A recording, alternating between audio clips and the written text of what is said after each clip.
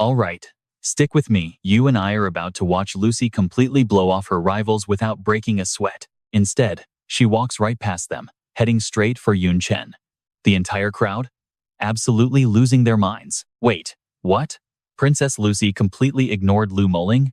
Everyone is shocked. There is no way she wants that guy. Ignoring all the whispers, she lifts her dress and gives him a respectful bow. You must be Mr. Chen from Jiangman University. Such an honor. The parents of your teacher, Miss Xiaoqing, actually helped our royal family out big time. Chen freezes up completely. Teacher Xia's parents backed the Holy Empire? This insane piece of information hits him like a truck. Absolutely wild. Teacher Xia never mentioned it, leaving him looking totally lost right now. Lucy keeps talking. Do not tell me you had no clue. Her parents were literally the former guardian generals of Mystic Dragon Kingdom. They died fighting the Dark World, but their legendary achievements will never be forgotten. She keeps going, taking a massive cheap shot at the girl standing right behind him. If her parents were still alive today, that guardian general title definitely would not belong to a certain someone's dad. Lu Moling totally snaps, gripping her fists. What an absolute witch. The crowd watching has literally zero idea what is happening. They just see the angry faces and start making up wild rumors. Without hearing a word, Lucy and Lu Moling look so mad they might just start throwing punches. Could it really be? Damn it. Are two absolute top-tier beauties really fighting over a nobody like him? But while everyone keeps gossiping, the hall lights suddenly go pitch black. A goofy-looking host suddenly pops up high above, gripping a mic. Welcome, everyone. Thanks for coming all this way for the Global Talent Tournament. Let me break down the rules for you. We have 2 rounds total. Now pay attention, this is where the nightmare starts. Round 1 is a brutal qualifier set in a frozen, monster-infested hellscape. Everyone gets paired up completely at random and teleported right into the absolute zero ice domain. This frozen zone is packed with deadly beasts. The mission? Survive for 7 days and slaughter as many monsters as you can to stack up loot points. The host strikes a bunch of totally weird poses. He keeps going. Only the top 100 with the highest points move on to round 2. And just like last time, the arena battles will be live-streamed globally. So give it everything you have got. Show the world your power and win those resources for your home countries. Geniuses. The second those rules drop, the entire crowd freezes. Panic instantly sets in as they realize their lives and their countries' futures are on the line. Are you kidding? Only the top 100 make the cut? There are fighters from over 500 countries here. That means 90% of us are getting wiped out in round 1. Absolute madness. Suddenly, a bright blue light flashes on everyone's wrists. The host explains that this is their special qualifier item, the official point recorder. It tracks every single loot point you earn. Oh, and a quick friendly warning, people can definitely steal it. I know what you're thinking, total battle royale, right? Chen checks his device, realizing they actually want everyone fighting each other. An older guy grabs his recorder and nervously turns to a terrifying-looking dude. Lord Kagger, the teleportation is totally random. If I cannot find you, how will I serve you? Kagger instantly shoots him a cold look, shutting that panic down. Not a problem. Leave a magic mark. But if you dare run away from me, you are going to deeply regret it. Right as the fighters step into the magic circle, the host's voice booms over the speakers again. One last rule. Consumables are strictly limited.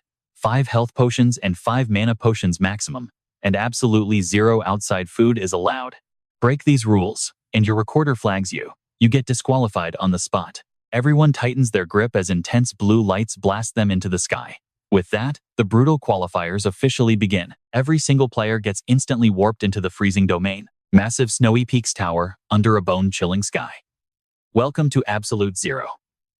Chen and Lu Moling suddenly materialize in a completely frozen wasteland. Taking the lead, he looks back to plan their next move. 7 brutal days to survive. Hearing that, she smirks and actually teases him. Since they are all alone out here, is this basically a survival date? But right after saying it, Lu Moling stretches, looking pretty exhausted already. 7 days out here means a ton of deadly problems. Chen nods, totally agreeing.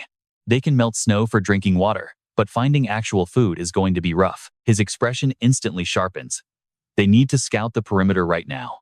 Hovering his hands over the snow, he activates a fusion skill, a mage's mana fluctuation fused with a mechanic's recall beacon. He slams his hands straight into the icy ground, and that's where we leave it. Trust me, you are going to want to see this power erupt. Glowing magic pulses through the blizzard. Lu Miaoling rests her chin, totally starstruck. watching Yun Chen with pure admiration. Stick with me, you and I are about to see if he is truly overpowered. He just ignores her and counts down. 1, 2, 3, jackpot. 3 monster dens right nearby.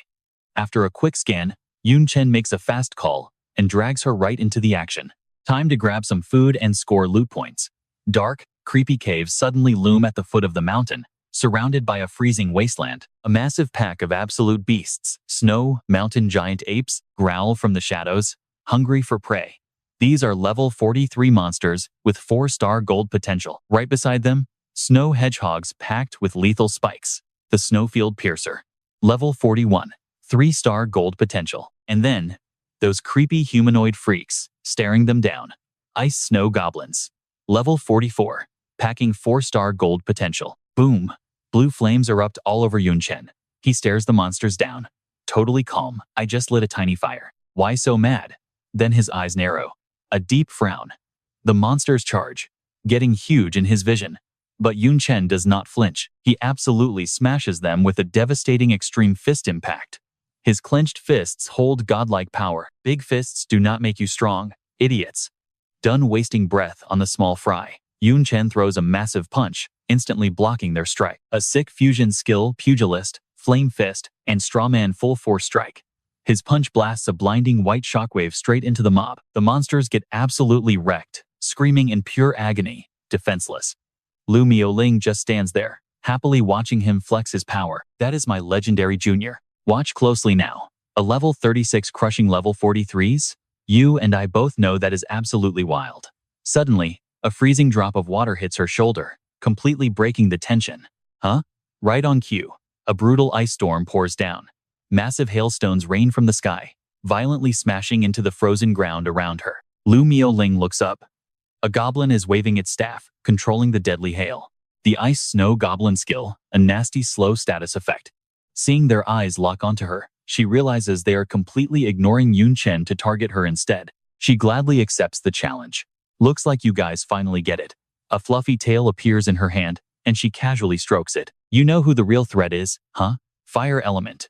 A brilliant red flower blooms right in the snow, pure wrathful destruction. The eerie flames quickly consume the goblins, leaving them screaming in pure agony. Their terrifying screams fade as they vanish into the fire. In seconds, absolutely nothing is left but black ash staining the snow. The ashes drift down softly. Poor monsters completely wiped out before they even fought. Meanwhile, Yun Chen is busy brawling with the ancient apes, but he turns to her in absolute shock. The raw power she just dropped is overwhelming. I know what you are thinking. Elemental magic, right? He is shocked too. Is she a mage? No, this skill form is something entirely different. Boom. The brutal sound of shattering rocks rings out. A massive, earth-shaking tremor completely rips through the battlefield. The ancient ape roars in pure rage, slamming its fists down and cracking the earth. Snow Mountain, Ancient Ape, level 51, 5-star platinum potential. Suddenly, 2 massive arms, 1 water, 1 fire, manifest and strike the monster simultaneously. The duo blasts the beast backward, leaving it howling in pain. She just rolls her eyes in disgust. Seriously, so noisy. Yun Chen is just as annoyed by the racket. Through the falling snow, one final, pathetic roar marks the absolute end of the beasts. By the time the fight ends, it is late at night. They just relax by a warm fire, grilling up some food. He sighs hard, busy all damn day. Holding his loot, Yun Chen just speaks his mind. Finally cleared out all 3 monster dens. Normal mobs only drop 1 loot point, but a boss? 50. Lu Miaoling, chilling right next to him, just glances over, even splitting the points. Today's haul is absolutely massive. At this insane pace, crushing the qualifiers will not be an issue at all. After hyping up the battle, he grabs a meat skewer. But hey, that is only if these monsters stay this easy to track down. Yun Chen hands the skewer over, letting the lady eat first. Here you go, meat is done. She stares at the blackened chunk with pure disgust. It is completely burnt. She takes it reluctantly. Seriously, let me cook from now on. Seeing her trash his cooking, Yun Chen shoots right back. Hey, better burnt than raw. Just eat it. Staring at the char, he immediately thinks of someone back home. Yun Tang usually handled the kitchen. His own culinary skills? Absolute bottom-tier trash. Lu Miaoling glares at the charred stick, totally over his weak excuses. Master and disciple, you two are exactly the same. 0 cooking skills, but endless excuses. Thinking about it, Lu Miaoling suddenly remembers a cursed plate of black meat from her past. Pure trauma. 3 years ago, my dad and I were invited over to Xiaoqing Chang's place for a nice dinner. She enthusiastically cooked a dish herself. The final result? An absolute total disaster. She told Xiaoqing Chang the food sucked, but she just brushed it off. So, what do you and I take from this? Even legendary masters cannot cook. Alright, stick with me here. Hearing her story, Yun Chen was totally horrified. He had no clue Miss Xia had a dark side like that. After talking a bit, he suddenly remembered Lu Miaoling's crazy fighting style. Curious, Yun Chen asked, "Hey President, what exactly is your class? You feel like an elemental mage, but those skills are completely different." Lu Miaoling played it cool, gently flipping her hair. "So that is why you kept staring at me. Junior, I honestly thought you were falling for me. I wasted so much time debating if I should actually give you a chance." Yun Chen, completely helpless against her relentless flirting, shut it down fast. "Yeah, let us definitely not go there." Beside the crackling campfire, Yun Chen just sat quietly, while Lu Miaoling rambled. "I am technically an elemental mage, but my bloodline and crazy talent mutated my skills. To put it really simply, I sling spells from 9 elements: metal, wood, water, fire, earth, wind, and lightning." Realizing her math was totally broken, he immediately called her out. "Wait, what about the other 2?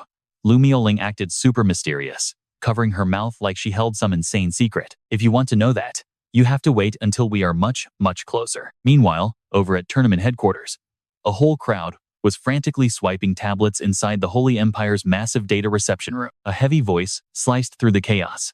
Day 3 of qualifiers. What is the participant status? That commanding tone belonged to the Holy Empire's Grand Commander. His assistant, Edward, stood at attention and started rattling off the latest statistics. Princess Lucy has hit 1,700 loot points. She is firmly in first place. The top 100 players all hold over 500 points. Now watch this. The commander actually looked hyped, asking about the total casualties. Edward quickly read the grim numbers. "We have 1,178 total participants in this massive battle royale. So far, 375 people lost their recorders. Probably stolen. Plus, 117 vital signs just flatlined. The death toll is climbing fast. But crazy enough, Edward actually sighed in relief, hearing that body count. That casualty rate is acceptable."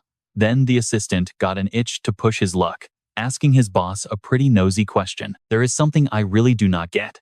Why are we not using live surveillance for these qualifiers? At least then we would know exactly how these contestants keep dying, right? Is it just budget issues?" He frowned hard at that sensitive topic. The insane cost is a reality. Yeah. After all, this extreme ice realm is absolutely massive. Plastering cameras everywhere would burn through insane resources. But more importantly, it is completely unnecessary. In reality, brutal conflict between factions is exactly how this world functions. He dropped a dark hint. Everyone knows these nations do not live in peace. Religious beliefs, bloody territory disputes, deep discrimination. It all just breeds absolute hatred between them. Backstabbing and taking lives? That stuff is completely inevitable. Sure, World Union laws ban all-out war between countries, but all that pent-up hatred needs an outlet.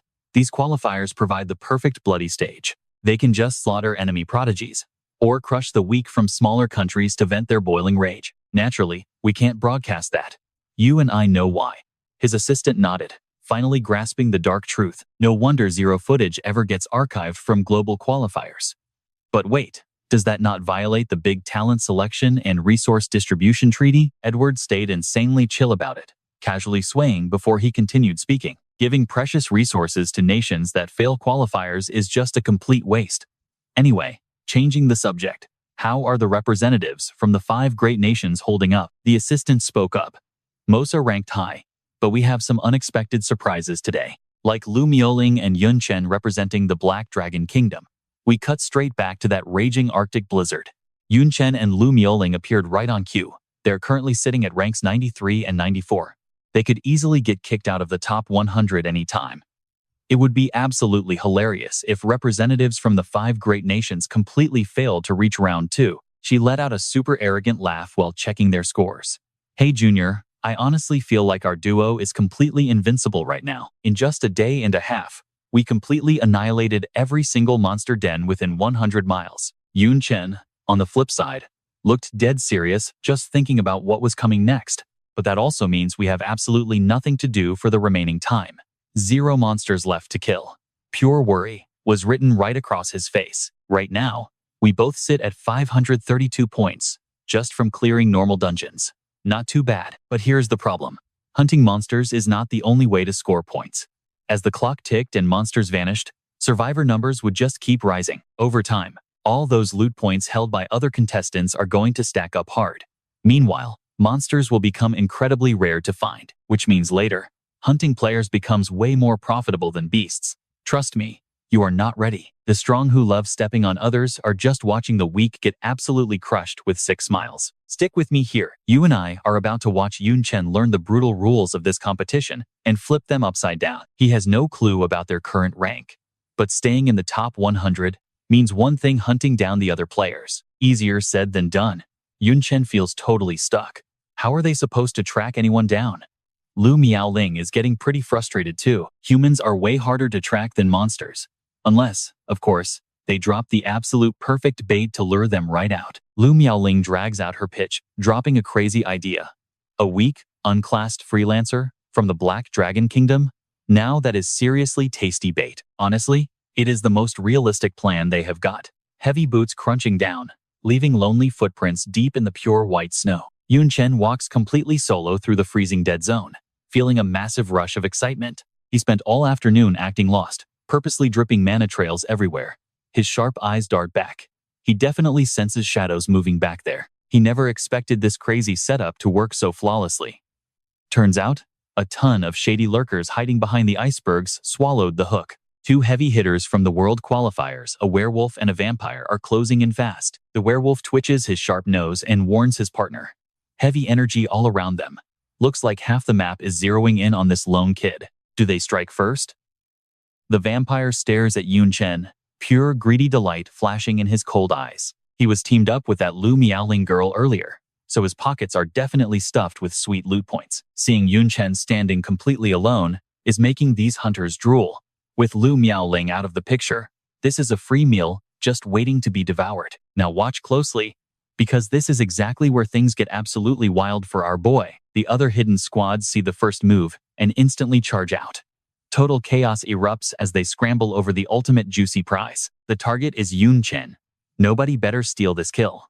All those sweet points belong to me. Chen stares down these pathetic bullies coming for his points. 0 amusement on his face. You guys really thought I was just easy prey, huh? Boom. He fires off a brutal fusion skill to obliterate them. Grappler Stomp, combined with martial artist Quake Kick. A massive, ground-shattering impact makes the entire snowy battlefield tremble. 5 greedy losers get instantly demolished by his attack, screaming in agony.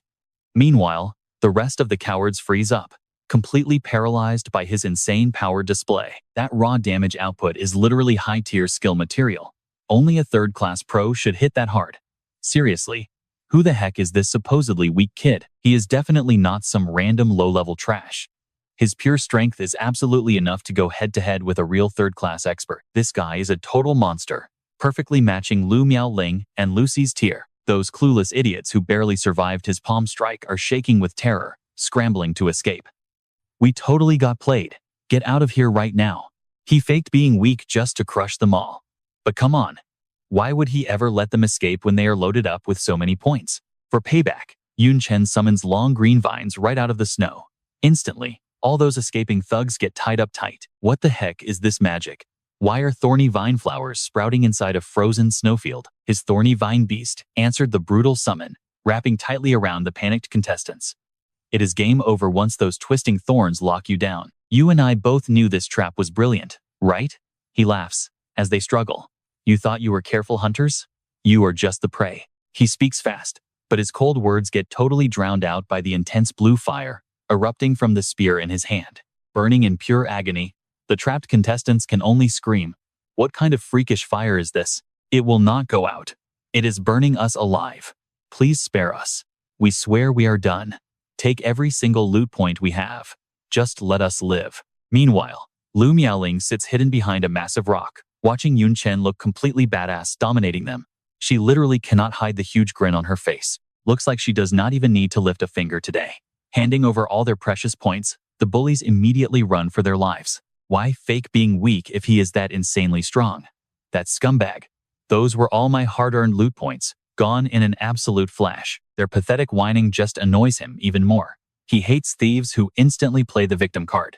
You losers totally thought I was just Lu Miaoling's helpless accessory. After wiping the floor with them, he finally gets to drop his butt down onto the freezing snow, hugging that massive pile of recorders. Yun Chen is absolutely thrilled. Using that much demon flame was exhausting. These foreign guest geniuses are seriously no joke at all. They are rough, but staring at those points, he is totally mesmerized, completely ignoring the rest of the frozen battlefield. Not bad. Over 3,280 loot points in one go. Even splitting it up, that is a massive payout. The other rivals using invisibility arts watch this whole bloodbath unfold, literally sweating buckets just looking at his face. Their stealth relies entirely on the hunter skill shadow camouflage. And trust me, we are all just like Elgar hiding behind that ice, totally blown away by how insanely overpowered Mr. Yun actually is. Let's dive right in. This guy was a total championship threat, but the others? Clueless. They only cared about the loot in Yun Chen's hands. Weapons drawn, ready to strike. I mean, he looked completely exhausted, right? In their minds, taking him down was an easy win. Handing all that loot to Lord Sigori meant a massive payout. Their plan? Jump him while his guard was down and steal everything. Time to risk it. Yun Chen caught the sound. He turned to see a bald guy flexing some weird magic, closing in. The rats were making their move. Big mistake. That signature blue flame sparked to life in Yun Chen's hand. As they charged, the fire flared, ready to turn them to ash. But right before impact, Elier threw himself into the crossfire. Stop! The attackers nearly stabbed Yun Chen, but froze hard when Elier blocked the way. Don't hurt him. The three goons just stared, completely confused. Looking at Elier defending him, they hesitated. Then, the bald guy absolutely lost his mind, screaming at Elier for protecting Yun Chen. Elier, what are you even doing? The three of them just kept raging at him. Why is this moron on our team? If we miss our loot quota today, Sigori is going to absolutely slaughter us. Elier looked desperate, trying to talk some sense into his squad before they got themselves killed. I know, but Mr. Yun saved my life. We still have sunlight left. I promise I will find us another target to hunt. Please, everyone, just let him walk away. Yun Chen's expression immediately went dark. He was not about to let Elier take the heat against these total losers. He would handle it. Don't blink now. Bright blue fire erupted right in front of everyone. I will handle this myself. Feeling that insane, overwhelming pressure radiating off him, the attackers panicked and immediately sprinted for their lives. This freak still has power left. With Elier playing defense, we are outmatched. Fall back. Now. The three cowards vanished into the freezing north. Once the coast was clear, Elier instantly bowed his head, begging for forgiveness. I am so sorry, Mr. Yun. I had no idea they would attack. Please forgive me. I need to go. He chased frantically after his squad. Wait for me. Then Lu Miaoling, hiding all this time, casually strolled out into the open. Elier still doesn't realize the people he just saved weren't you, but his teammates. Hair covering one eye, she looked totally mysterious.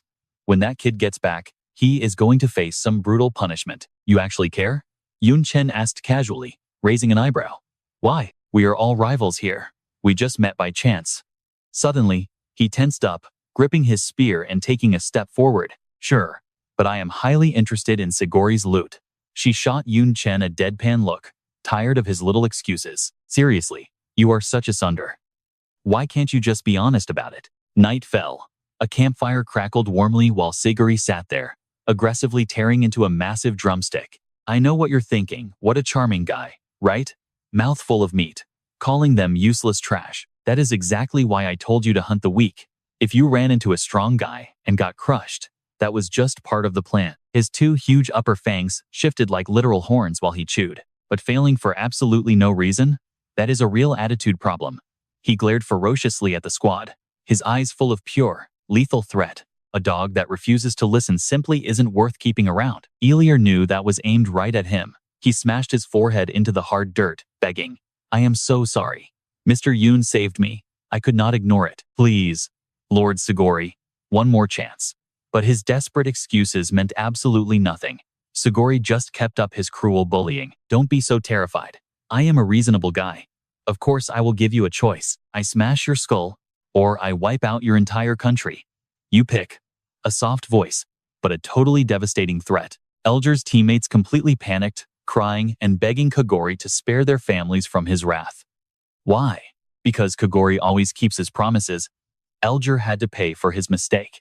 Hearing this, he gritted his teeth until they nearly cracked. He threw away every ounce of pride, bowing to the monster threatening his very home. Trembling like a leaf, Elier forced himself lower. Thud. His forehead smashed straight into the hard dirt. Shivering, he stuttered out a plea. "Spare my country." Watching him grovel, Kagori licked his lips, totally enjoying this sick power trip. "As you wish." But the exact second he spoke, Kogori froze solid, cold steel pressed against his skull.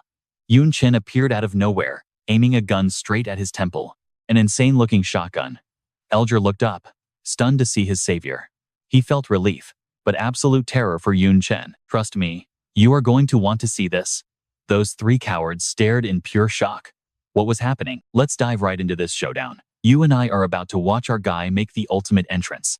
He completely ghosted their radar just to save Elier. Chen completely ignores the peanut gallery. He locks eyes with Kogori and demands he move his foot. But this scumbag? Not terrified at all. Just smirking. And if he refuses? Well, Chen does not care. He just whips out a shotgun and pulls the trigger right against his temple. Boom. The crowd watches the shell drop, absolutely losing their minds. A point-blank shotgun blast to the head. Everyone is screaming that he actually killed the guy. Pure chaos. But Kogori, he takes the shot to the dome without a single drop of blood, just glaring back with absolute murder in his eyes. Our main character is strong, but seeing a guy tank that with only some singed hair, he is definitely shaken up. Kogori cannot believe this kid actually has the guts to attack him. Time to crush the little brat. He unleashes his raw, terrifying aura. A monstrous face violently lunges right out of Kogori's stomach. Pure ancient beast rage. Chen does not hesitate. He pulls out more heat immediately. Fusion skill activated. Ammo master, lightning amplifier, and a sharpshooter critical blast. Boom. Two massive energies slam together, creating a total stalemate.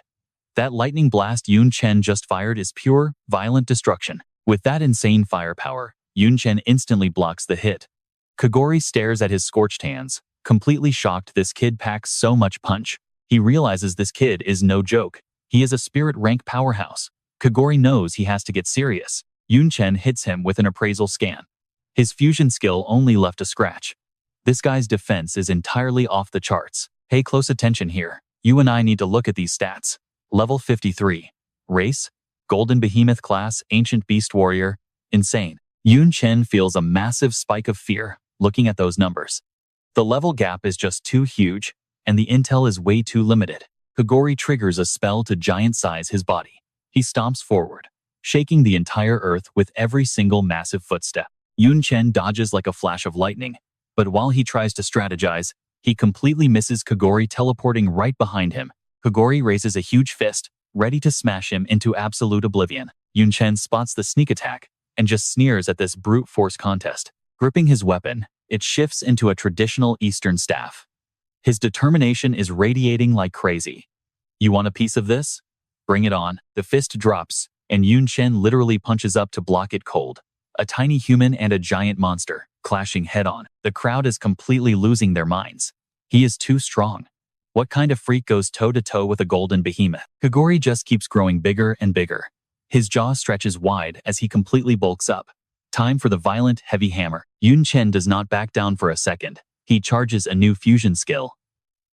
Martial artist Ice Fist, mixed with a strongman full power strike. His small frame raises the gun, firing an ice split heaven blast right straight into the giant. Then, he launches himself high into the air.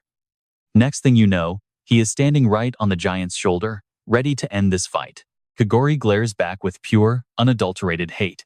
He just wants to rip this arrogant brat into a million bloody shreds. You think you can win? Without a single word, Chen aims his spear directly at the monster's giant eyeball. You and I both thought this was over, right? Think again. Kogori taps his golden behemoth bloodline, transforming into something even more massive. He knocks Chen far back and roars. Listen up. You only get two choices here. Get stomped flat, or get crushed in my grip. With his bloodline unleashed, Kogori is now a literal mountain-sized monster towering over our guy. The crowd in the back is absolutely terrified, screaming that this is horrifying. He is a monster among monsters. This is Lord Kogori's true power. But amidst all the panic, Some are still analyzing Yun Chen's insane moves. This kid is an absolute freak. He uses literally any weapon, and his skill combinations are completely all over the place. Sigori raises a massive hand, fully ready to squash the bug in front of him. If you won't choose how to die, I will. Boom. His fist flies at Yun Chen, tearing right through the air. The giant heavy punch slams down, shattering the earth in a split second. Luckily, Yun Chen jumps just in time. Hovering in midair, he violently spins around and swings a glowing red energy sword. He slashes Sigori's arm with absolutely everything he has. But the monster just looks weirdly calm. Landing fast, Yun Chen checks the strike zone. Nothing. Not a single cut or scratch. He is completely shocked by this insane defense. His skin is way too thick. What if I try this? He makes a lightning-fast snap decision. Another fusion skill, Knight's Void Breaker / combined with a swordsman's knockup. The skills fuse, and he unleashes a truly massive Void Breaker attack. Sigori just smirks at the attack, totally useless. That tickle damage means nothing. His body is completely flawless, even after that heavy strike. Yun Chen keeps raining devastating attacks all over the giant's enormous body, but it is entirely pointless. You and I both see the terror here. Elier watches, realizing there are over 500 nations out there. Only one managed to build an absolute top-tier empire, using just a single race, the behemoths. Why? Pure, terrifying physical strength. And Lord Sigori? He is a golden behemoth. His physical defense is just completely off the charts. This beast is straight-up legendary. Ancient texts say his armor is so ridiculously thick that without god-tier power, you are not scratching him. Stick with me here, because you and I are about to see this epic bloodline stomp everyone into the dirt. Elier was panicking hard as Yun Chen charged straight at Sigori, blade ready. Reaching that god-tier level of strength, you usually need to be at least a 4th turn class holder. Plus, his hidden Ancient Beast Warrior class gives a massive physical buff. Sigori is only 2nd turn, but he has literally never lost. Even 3rd turn, heavyweights get crushed. I honestly cannot see how we win this. Right then, Yun Chen mixed up his fusion skills.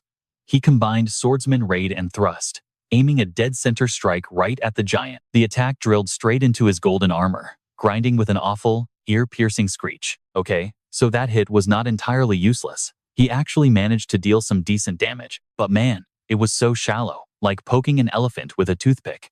0 real damage. Does he have to use the Myriad Wheel? No way. The backlash is way too risky.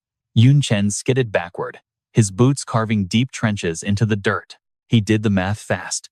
If his buff runs out, handling anyone else becomes totally impossible. Not having space-tearing talent is annoying. Otherwise, this fight would be over. While Yun Chen thought it out, Sigori launched his attack. Red aura exploded around his fist. Ancient Beast Fury. Stop tickling me, you pathetic rat. I could just stand here all day. You will die of absolute exhaustion before scratching me. Boom.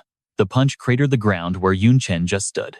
But our guy dodged it, kept his cool, and smirked right back. Oh yeah? Then just stand there and take it. Instantly, he fired off another fusion skill. Tentacle roots mixed with giant vine growth. Massive green vines violently erupted, binding Sigori's massive arms tight. With the absolute unit locked down, Yun Chen dashed up the vines, getting right up close. Now, watch closely. This is where it gets wild. He figures out the weakness. Thick skin? Sure. But what about the eyes? Sigori turned bright red, veins literally popping as he roared. You dirty little rat. He was completely done playing games. He channeled his aura. Ancient Beast Fury. Those massive vines shattered in seconds. His speed was terrifying. Sigori swung his massive fist, trying to swat Yun Chen away. But Yun Chen suddenly shifted, transforming into a lightning-fast flash strike. Seeing this blurry move, Sigori completely panicked. What the heck? Luckily, Sigori reacted fast, literally biting down hard on the attack. Inside, he breathed a huge sigh of relief. Way too close. But suddenly, more giant vines snaked up, wrapping dead tight around his throat. Yun Chen calmly choked the life out of him. Sigori instantly realized the terrifying truth. Wait, he is not aiming for my eyes. No way. Before he could finish panicking, Yun Chen flew straight at him, smashing his weapon deep into the giant's mouth with a sickening crack. Blade wedged in his jaws, Yun Chen triggered the next fusion. Mage Fireball mixed with martial artist Palm Wind. Black smoke poured from the giant's mouth as he shrieked in pure agony. Tumbling backward, Yun Chen jumped off, but Sigori wildly kept swinging. Die. But the brutal vines just wrapped way tighter around his massive fangs. You and I saw that coming, right? His insides are way weaker than his armor. He delivered the ultimate blow, packing insane explosive power straight into Kaguri's ear. Dark Sparrow explosive flame palm. Kaguri coughed up thick blood, letting out a horrific, agonizing scream. The absolute beast was down. But Yun Chen was not finished. Hold on, you still have a few weak spots left. He dropped a brutal punch, crushing his face, whispering something terrifying. If I blow up your nose and burn your lungs to ash, how many minutes can you survive? Kaguri instantly shrank back to human form, collapsing and begging for his pathetic life. No, please, big bro. I was so wrong. I give up. Please do not explode me. I swear I will never touch Elier or his country again. Let me go just this once. If you hit me again, I will actually die. Right then, Lumaling stepped up, saving his miserable hide. Junior brother, that is enough. He is still a top-tier genius. When he grows up, he will be highly useful on the battlefield later. Yun Chen glared, cold as ice. Fine, I will spare him, but hand over that loot point recorder. Honestly, he knew she was right. Reducing humanity's combat power right now would be a stupid move. What do you and I learn here? Never cross the main character. He grabs the loot and just leaves. Let's bounce. Lumioling shot Kaguri a pitying look. Listen up, kid. Save your energy for the dark world. Let's dive right into this crazy story. Under a bright full moon, Yun Chen and Lu Miaoling relaxed by a fire. She told her junior he worked hard today. Get some sleep. She offered to take the night watch. After that insane battle, Yun Chen was completely drained and passed out instantly. The next morning, high sun, lazy clouds, perfect weather. Yun Chen was barely even awake when loud shouting suddenly jolted him right out of bed. Oh crap, we have a massive problem. What is it? The junior brother is sleeping. Just tell me. Yun Chen yawned, rubbing sleep from his eyes as he walked over. Yo, what is happening? Elier stood there panting in pure terror, stuttering a name. Lord Kajiori is dead. Somewhere nearby, Corey's lifeless body was lying there in an absolutely gruesome state. Neither Yun Chen nor Lu Moling saw that twist coming. They both yelled in sync. Lu Moling sounded completely shocked. What did you just say? Kaguri is dead? She stared at Elier, absolute worry written all over her face. How is that even possible? Sure, he was hurt bad, but nothing fatal. Yun Chen chimed in, his face dead serious. I fought that guy myself. I know what he can do. His defense alone was easily on the level of a third-turn demon, maybe even higher. Even with those injuries, he wouldn't be that easy to kill. Elier just scratched his head, looking completely confused. I do not know the details. I was fast asleep, but I heard a weird noise and went to check. Now pay attention. I saw him with dark believers standing nearby, and right there in front of them was Lord Kager's corpse. Elier grabbed his head, violently shaking with fear. Those creeps actually sneaked into the qualifiers. They are really killing people. If I had not bolted out of there fast, they would have wasted me too. Freaking terrifying. Dulan looked super skeptical. I have taken out at least a few hundred dark believers. If they killed Sigori, they are legit. He totally buys my story. Before they grabbed me, I heard them mention a young commander. Probably the Grand Commander's kid from the Descent organization. The dark believers here are on a whole other level. Way tougher than normal. Yun Chen started probing him, face totally dead serious. You sat on that intel? Why did you not spill this at dinner? Elier started sweating, making excuses. No, I totally forgot. Yun Chen smirked sarcastically. Is that so? But on the bright side, this young commander is a huge catch. Taking that guy out would be an absolute slap in the face to the entire Descent organization. The problem is, how do we track him down? Elier stammered, looking super spooked. As a phantom hunter, I am best at tracking. Let that sink in. Their scent lingers in Sigori's camp. Get me there, and I can pinpoint him easily. I can lead the way if you guys are down. Yun Chen walked ahead, sounding totally confident. Well, thanks for stepping up, brave guy. Let's roll. The scene cuts to the observation room, buzzing with panic. We are entirely screwed. The third prince of the Behemoth Empire, his life signs just vanished. First time ever a top-tier contender got smoked in qualifiers. The Behemoth Empire is a massive powerhouse, second only to the 5 great nations. A guy gritted his teeth, completely stressing out. Dulan and Yun Chen's points just skyrocketed. Right after Sigori died, even a total idiot could figure out what went down. The Behemoth Empire loves a fight. If this leaks, they will definitely hold a huge grudge against the Black Dragon Nation. Heck, they might even declare all-out war. Humanity cannot afford a civil war right now. What do we do? Watt roared furiously. Chill out. It was just an accident. Why are you panicking? The extreme ice zone has always been a complete death trap. Unexpected crap happens constantly. He quickly deduced that Sigori's death might just be the very beginning. Meanwhile, the trio Chen, duel, and Elier sprinted back toward the camp. Elder looked back, rushing them. Pick up the pace. Guys, if we wait too long, the aura in the camp is going to fade out. Finding those creeps will be way harder. They both replied in sync. Got it? Suddenly, Chen sensed something completely off. His eyes went wide, face turning grim with realization. A massive tornado materialized right in front of him. The other two dodged just in time. Chen shouted, sounding totally annoyed. Who is there? He thought. This energy. Whoever this is, they are insanely strong. A woman's voice echoed from the wind. My bad. You guys look super busy. But can we pause for a second? A gorgeous woman stepped out, winking calmly at them. I kind of want your battle points. Elder was totally freaking out, sweating buckets. Princess Lucy, we are dead meat. No time for this. But Chen stayed ice cold, his face totally blank. He just stared her down and slowly spread his hands. There are dark believers crashing the qualifiers right now. I need to handle them. No time to play games with you. Move aside. Lucy refused to let them leave. Tapping her chin, she teased him. Is that right?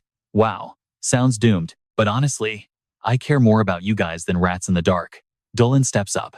You two go. So, what do you and I make of this crazy cliffhanger?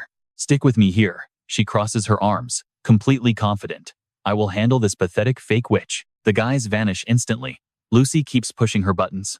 Wow, Mr. Chen just totally ditched you. Guess he does not care about you.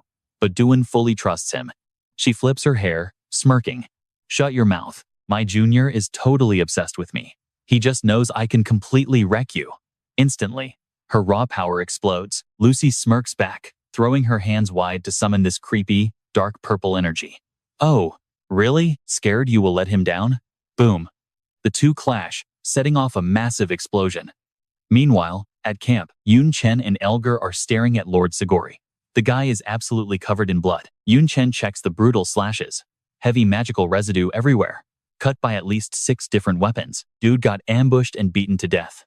Elier stands right behind him, eyes literally screaming absolute murder. He readies his weapon, acting super shady but still playing dumb. Yeah, Sigori died hard. Now watch closely. He swings at Chen, grinning like an absolute maniac. Better watch your back. The blade flies right at him, but Chen casually dodges it. He smiles. Keep your cheap advice. I always watch my own back. Elger's cocky smirk drops instantly, replaced by pure, absolute shock. What? Chen spins around, screaming his name. He instantly slashes back. You killed Sigori, did you not? That wild strike leaves a huge gash down his shoulder. Chen coldly steps in for more. He snaps. I do not know why you lured me here. But since you tried to end me, taking you out first is definitely the right play. He swings for the kill. But a woman suddenly dashes in, grabbing Elier to dodge the massive hit. Commander! Suddenly, a massive dude spawns right behind Chen. He swings a giant axe, roaring, die. Chen instantly throws up his sword. Metal slams into metal. He holds his ground, barely blocking that heavy, devastating strike. One slip and he is dead meat. Suddenly, 2 more guys dive bomb him. He pops a skill, explosive slash. It is a crazy fusion combo. Fighter stomp mixed with martial earth shock. He stomps the ground, triggering a massive shockwave that blasts them all backward. The woman panics. Commander, he lifts his head, opening one eye. Damn it. Did not expect to get blitzed like that. Almost got chopped to pieces. Elier stares down at the smoking wound on his chest. Totally lucky. Chen notices it instantly. The wound healed? Is he cheating? Potions cannot work that fast, and phantom hunters cannot heal. You saw that too, right? What is actually going on here? They took my fusion skill straight to the face and got up? That power level is completely beyond normal. Chen gets deadly serious, adjusting his collar. Looks like this fight is going to get sweaty.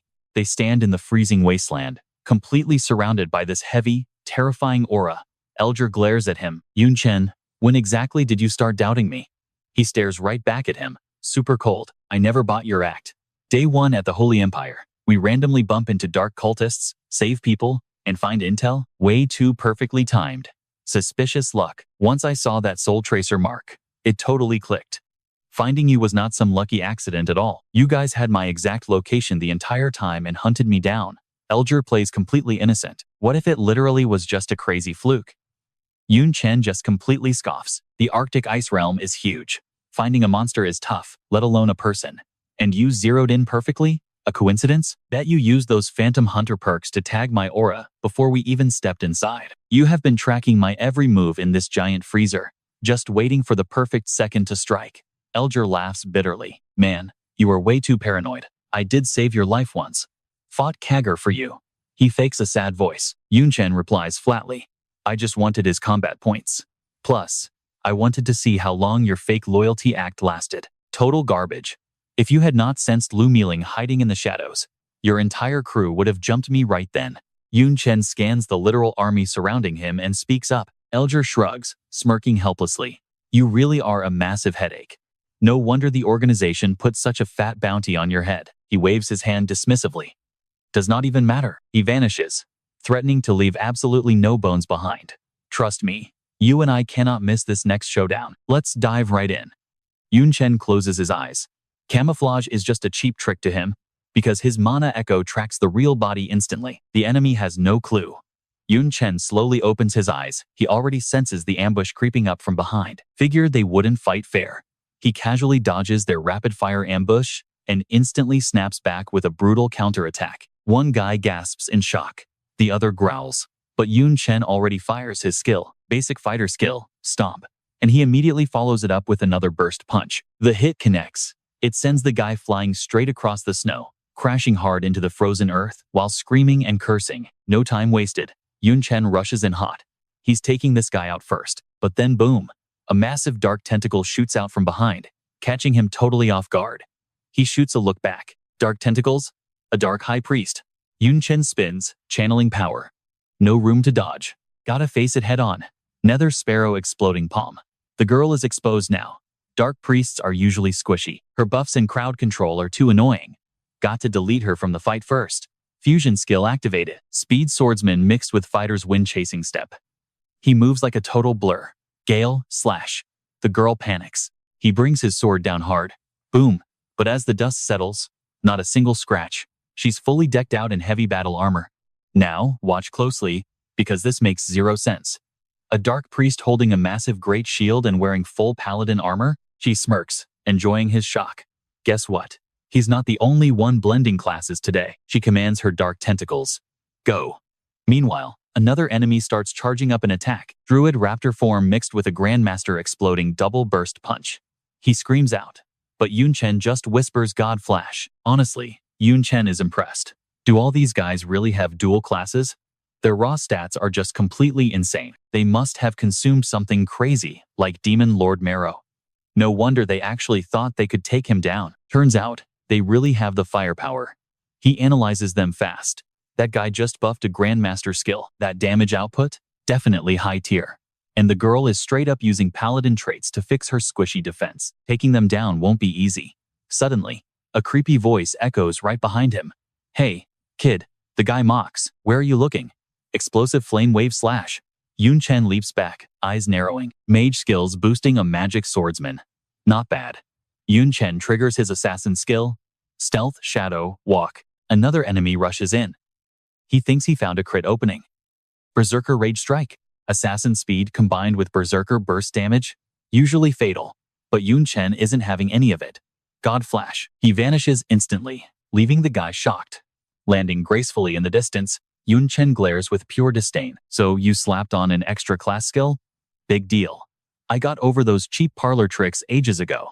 That's not enough to beat me. Moving like an absolute phantom, Chen violently smashes his weapon right where he stood. The guy looks totally bewildered, literally sweating bullets.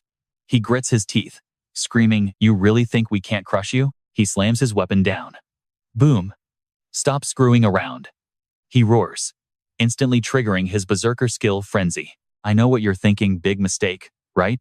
He lunges at Chen, screaming that he's just a jobless loser. Mixing trashy basic skills together? How could you ever compete with his ultimate dual-class power? Chen just watches him calmly, weapon glowing bright. Fusion skill.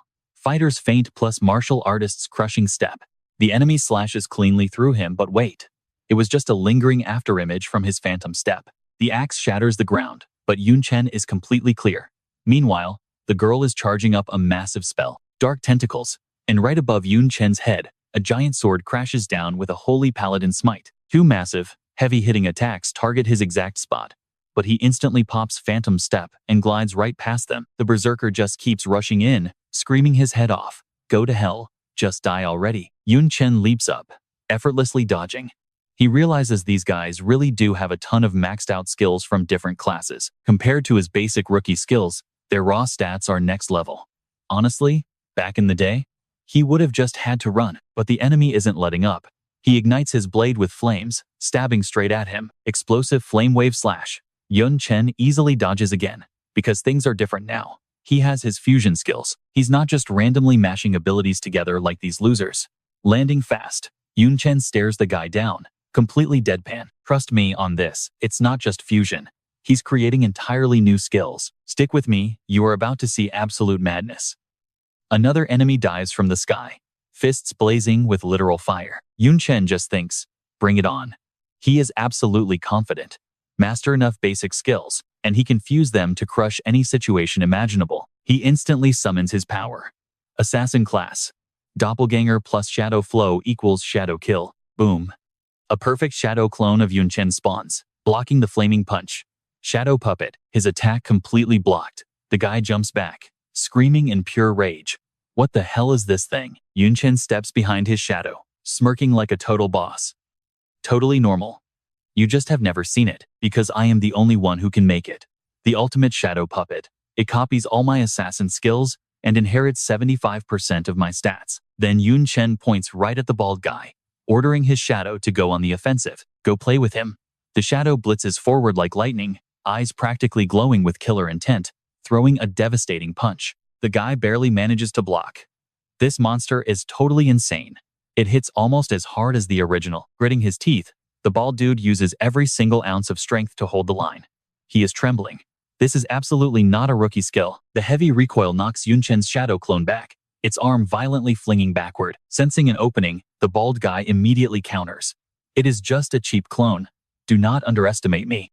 He unleashes a massive barrage of fire punches, but the shadow effortlessly deflects every single hit. Now watch this closely. Things are about to get wild. The girl in back raises her staff, ready to cast, screaming that his moves are just messy, cheap tricks. Out of nowhere, green thorny vines suddenly erupt from the ground, wrapping tightly around her body. Xiao Jing appears, looking absolutely furious. Do not dare bully my master. She flexes her magic, making those vines squeeze harder. The girl just scoffs, rushing in with total arrogance. You are nothing but a weak vine spirit, and you dare mess with me? Xiao Jing is not backing down for a second. She unleashes her aura, shooting a massive barrage of sharp vines forward. The two girls clash midair. They are moving so incredibly fast. You only see blurs flashing across the sky. Yun Chen just stands there calmly, watching the sky battle with a smirk. So what if she has flashy paladin skills? It is just basic flash.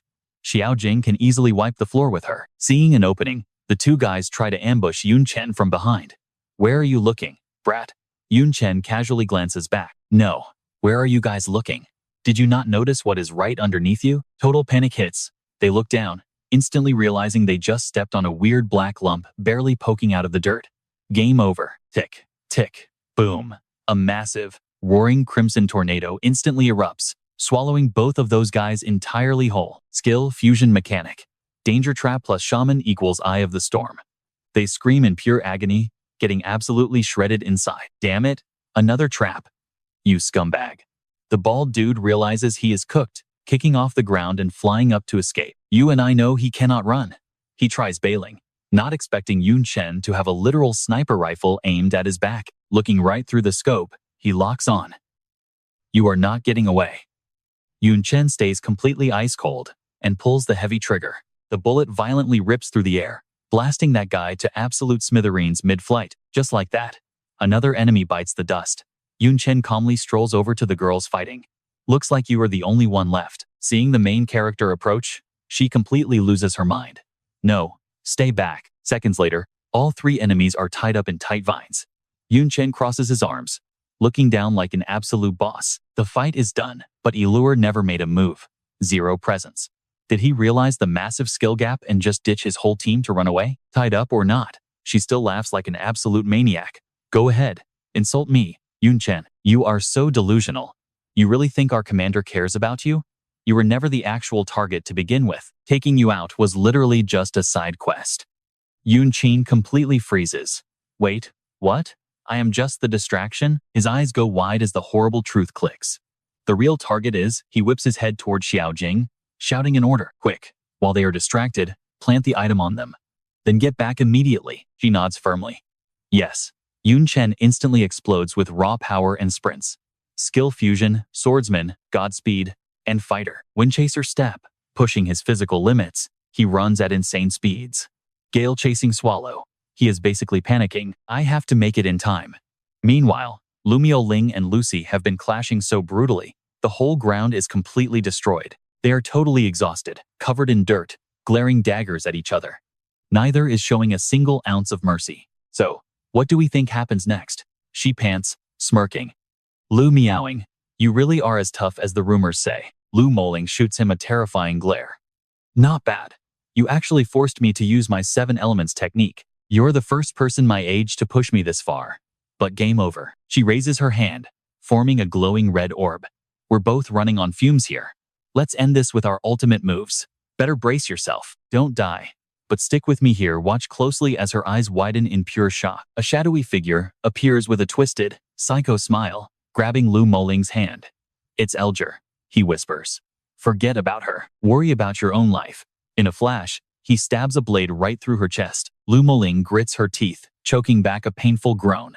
She stares completely helplessly at the cursed weapon, deeply impaling her body. She's bleeding out fast, body violently trembling as she glances back at that special cursed item. So that's the play. A trap set up ages ago, specifically designed just to take her out. Elier licks his lips like a total creep, staring at her. In status and raw power, absolutely nobody in this competition even comes close. Not Chen. Hell, not even Lucy. He knows they must eliminate her to rest easy. Hearing this, Lucy's face instantly goes dark. Covering her mouth, she looks creepy as hell. The hell do you mean by that? You think she's stronger than me? She glares at Elier like an absolute psycho. I hate that mouth of yours. Maybe I should just rip it right off your face. Elier doesn't even flinch. Princess Lucia, look at yourself. Fighting me right now? Not very bright, unless you want to risk your neck for a rando.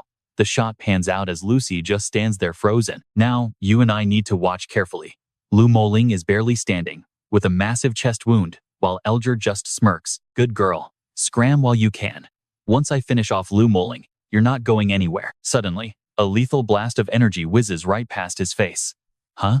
Lu Moling is radiating pure murder. She grabs his weapon's tip and screams, "Burning sky." Boom. A massive explosion sends Elier flying backward. Lu Moling uses the chaos to launch into the air, leaving a trail of red sparks as she bails. Elier digs his heels into the earth, barely steadying himself. Damn it. While he distracted Lucy, she snapped the bone spear. How does she still have that much energy left? He grits his teeth, can't let his guard down. Elier shoots into the sky after her, leaving Lucy behind as he yells out, "Doesn't matter. You're not getting away." Down below, Lucy clasps her hands like she's praying, but that look on her face? Pure, twisted satisfaction.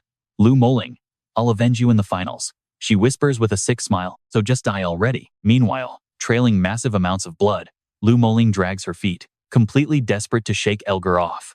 Every single step gushes more blood, fading fast. She's literally running on fumes. That cursed weapon is still lodged in her chest. She grips it, breathing heavily, but Elier is already on her tail. He raises a hand, unleashing his ultimate move, Hunter's Spear. A lethal rain of energy crashes down. She barely dodges the barrage, cursing internally. Damn it, I got sloppy. I thought the dark cultists would go for my junior since he pissed them off.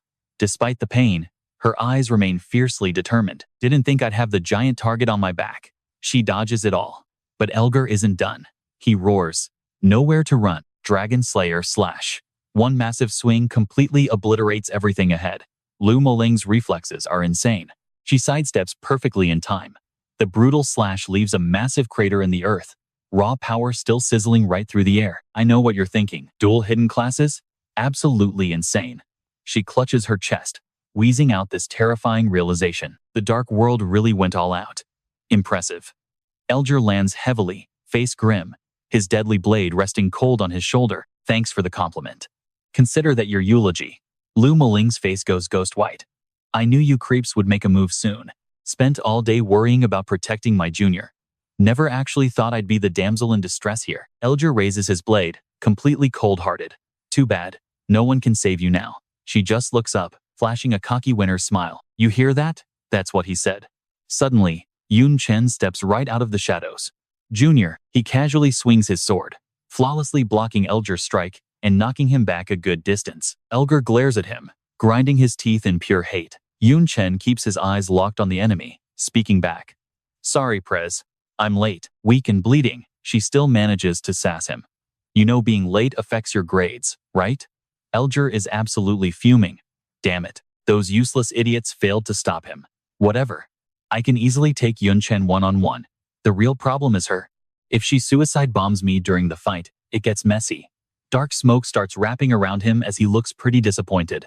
So what do you and I take from this? Elger knows sticking around is stupid. He got exactly what he came for. Let's dive right in. Chen steps up, ready to rip that weapon out. Lu Miaoing looks pale, totally drained. He bailed. Aren't you going to chase him? Chen gives a cold reply. Can't be bothered. He grips the blade wedged inside her chest. This will hurt like hell, Prez. Brace yourself. He yanks it out in one violent motion. She screams, blood spraying everywhere. Chen instantly pops his healing skills.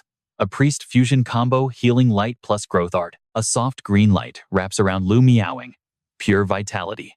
The hole in her chest begins closing up. Chen inspects the pulled-out spear tip. You are healing up, but what is all this nasty black gunk? She looks down, eyes super gloomy. A curse. Chen holds the tainted fragment while she drops the lore. That bone spear? Totally cursed. It debuffs all my stats by 80% for 7 whole days. That explains why he just walked away. The spear tip vanishes from his hand. I know some purification skills. She looks at him, shaking her head. This curse is way too nasty. You need a 4th-class Grand Light Priest to dispel it. She looks at him weakly. Wounds healed, but stats tanked. I am basically useless right now. Junior, you go on ahead. Do not miss out on those points because of me. I will chill for 2 days, then catch up. Whoosh. Suddenly, she finds herself right on Chen's back. Literal question marks float over her head. Chen shrugs it off. Leaving a nerfed teammate behind? Yeah, not my style. She looks away, blushing hard. Thanks. Chen, carrying her through the snowy mountains. She rests her chin on his shoulder. You really could have left me, you know. Even nerfed. I can handle normal players. Worst case, I just drop my loot and run. He tilts his head back. Keyword? Normal. Watch closely here, because the stakes just skyrocketed. If dark cultists catch you, they have hidden secondary classes. They do not want points, Prez. They want you dead. She face palms, groaning. Why the obsession with me? You are way more annoying. Chen just gives an innocent look. Do not be modest, Prez. You flatlined just as many of those guys as I have. Chen adds with pure seriousness. Surprisingly, the Prez does not seem fazed at all by them being dual classers. She sighs. Her old man has major clout, so she already knew this lore. But a hidden dual class actually showing up? Totally unexpected. She remembers those dark entities with glowing eyes. To unlock a dual class, you have to consume the essence of a demon lord. War god, mage god, or martial god. For convenience, everyone just calls it all war god's essence. She remembers Elgar's smug face while impaling his opponent. The core principle of war god's essence works exactly like the demon lord's. You need the heart of a 4th-turn powerhouse. It is ridiculously strong. Massive stat boosts, crazy skills, and it grants that powerhouse's exact class. She frowns, looking deeply worried. Elgar's 2nd class? That is a hidden one, too, meaning the war god's essence he absorbed came from a 4th-turn hidden class user's heart. Chen falls deep into thought. I know what you are thinking. A dual class is crazy, right? But a hidden dual class? Absolutely broken. How many dirty tricks does the Dark World have? And what is their real game plan for this tournament? He keeps a steady pace the rest of the way. They finally stop at a massive round platform. 4 smaller rings arranged right inside. We made it. She slides off his back, shocked. I cannot believe we hit the teleport exit on day 4. The rules say this thing only activates on day 7. She stretches and sits down. We have plenty of time. Junior, go farm some loot points. I am totally done feeling like absolute dead weight. I will chill here until it ends. He looks around, playfully teasing her about being a burden. Without you, I would be stealing monster eggs just to survive. Besides, their current loot points easily secure a top 100 spot. No need to keep grinding. She gives a shy laugh at the teasing, turning as he reassures her, just relax and rest. As the qualifiers finally end, the crowd pours in. Whispers echo everywhere. Players are complaining. 7 straight days. I am dead tired. Fighting mobs, fighting players, constantly dodging getting ganked. 0 sleep. Absolute, brutal nightmare. Then suddenly, someone sniffs the air. Huh? What is that smell? Smells amazing. Then it hits them. The exact scent of traditional food from the illusory dragon kingdom. The guy speculates. No way. Everyone freezes, speechless. Those two are just casually cooking hot pot. Chen eats and offers. Anyone want to join? You have to bring your own bowls and chopsticks, though. I did not pack any extras. The crowd instantly gets pissed. This is way too much. We stressed out every single day. And he is just sitting there eating hot pot. Are we even in the same tournament? Is there absolutely zero justice left? So what do you and I take away from this? While everyone else fought for survival, Prez treated it like an all-inclusive vacation. Unbelievable. She caught that, rested her chin on her hand, and teased them. This is not a vacation, it is a date. Let's jump right in. You and I both know their eyes practically popped. Is there a difference? Damn it. As the top genius, she literally brings a trophy boy. The power gap between us is just completely insane. Suddenly, blue energy flashed from the teleport exit, grabbing all the attention. She and Chen stood straight up. Time to move out. Massive stone pillars erupted all around them. Next thing you know, everyone stepped right in. They warped straight back to the arena. Assistant Edward waved the contestants into the back hallway leading to the rest zone. Staff members will collect your recorders tonight. The top 100 loot earners advance to tomorrow's ring matches. Chen stepped right up to ask a serious question. Does the teleport circle from the extreme cold ice realm only lead here? Assistant Edward nodded. Correct. This is a totally mandatory checkpoint. Everyone has to come here for recording. Flashing back to Elier's super sinister eyes, he announced, Good, I have some massive intel. Dark disciples are secretly mixed into these qualifiers. They are led by Elier from the Saladathan kingdom. Every single dark disciple has a dual class. Assistant Edward was completely stunned. What? A dual class? Dark disciples? He burst out laughing, thinking dual classes were pure myths. The Holy Empire guards strictly and uses divine artifacts to strip away disguises. How could dark disciples sneak in? That is totally ridiculous. An unbelievable joke. Watch closely you and I know it gets intense. Chen frowned. Do I look like I am joking? Arrest them and check their cards. Assistant Edward's face turned incredibly ugly, cold sweat rolling down his temple. He stubbornly argued back. If dark disciples are real, it is better to kill the wrong guy than let one slip. But how do you expect me to actually believe you? Arrest people just on your word? Chen smirked. Relax. I came fully prepared. You will see soon enough. Suddenly, Assistant Edward shouted for pure calm. Silence instantly fell. He slowly announced that the contestants needed to quietly line up for recording. Thud. Damn it.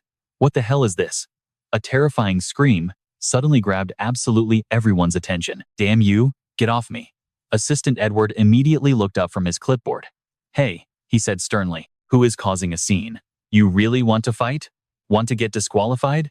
Suddenly, literal thorny flower demons sprouted right from their bodies. A creepy giggle echoed. Several contestants in the world round looked totally horrified as thick thorny vines climbed up and wrapped around them. How is this even happening? Is this some branching skill from a crazy plant monster? Get off! Assistant Edward furiously shouted at those specific contestants. You dare summon monsters right in the main city?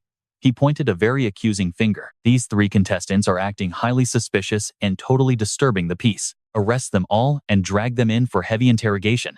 His subordinates aggressively rushed at them with batons. Later that night, in a high-end room, the commander sat back in his chair, holding a glass of wine. Let that sink in for a second. You and I heard that right.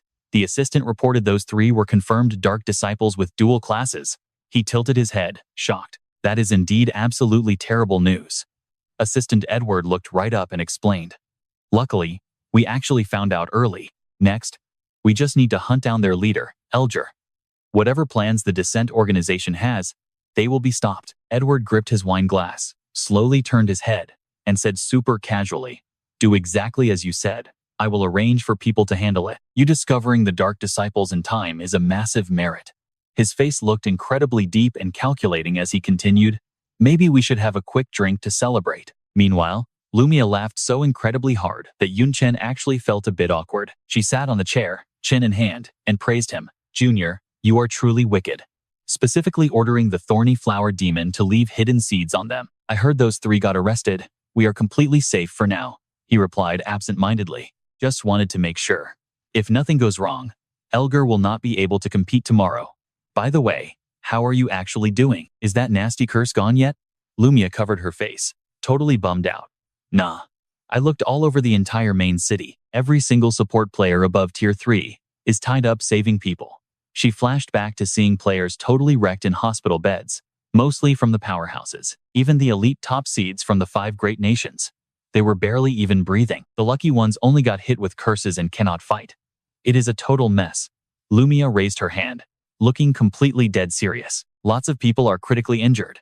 I seriously bet the death toll is not low either. The Holy Empire claims the competition was intense, and casualties are completely normal. But this kind of bloody carnage is totally unheard of in previous tournaments.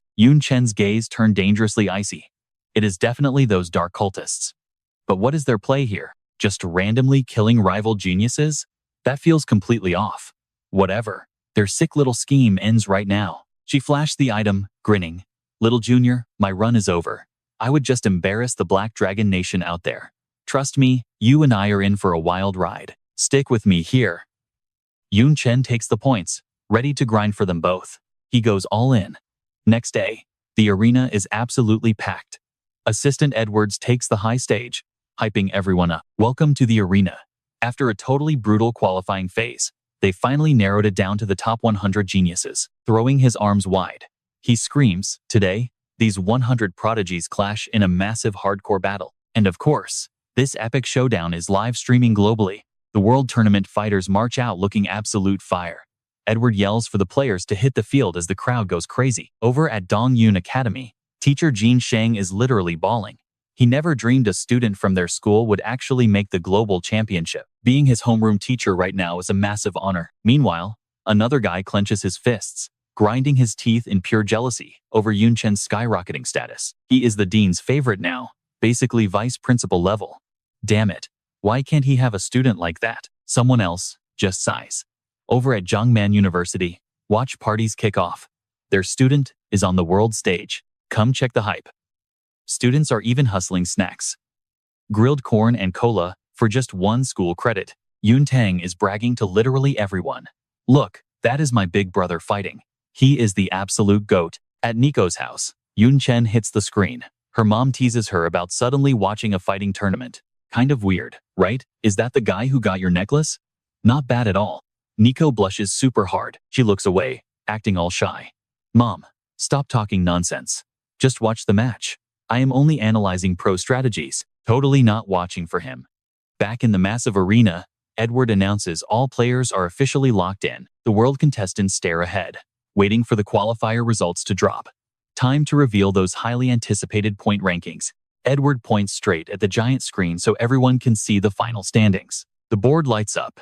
Salati Tanel, Holy Empire's Lucy, Black Dragon Nation's Chen, White Eagles, Omar, and Northern Bear. The crowd goes absolutely wild.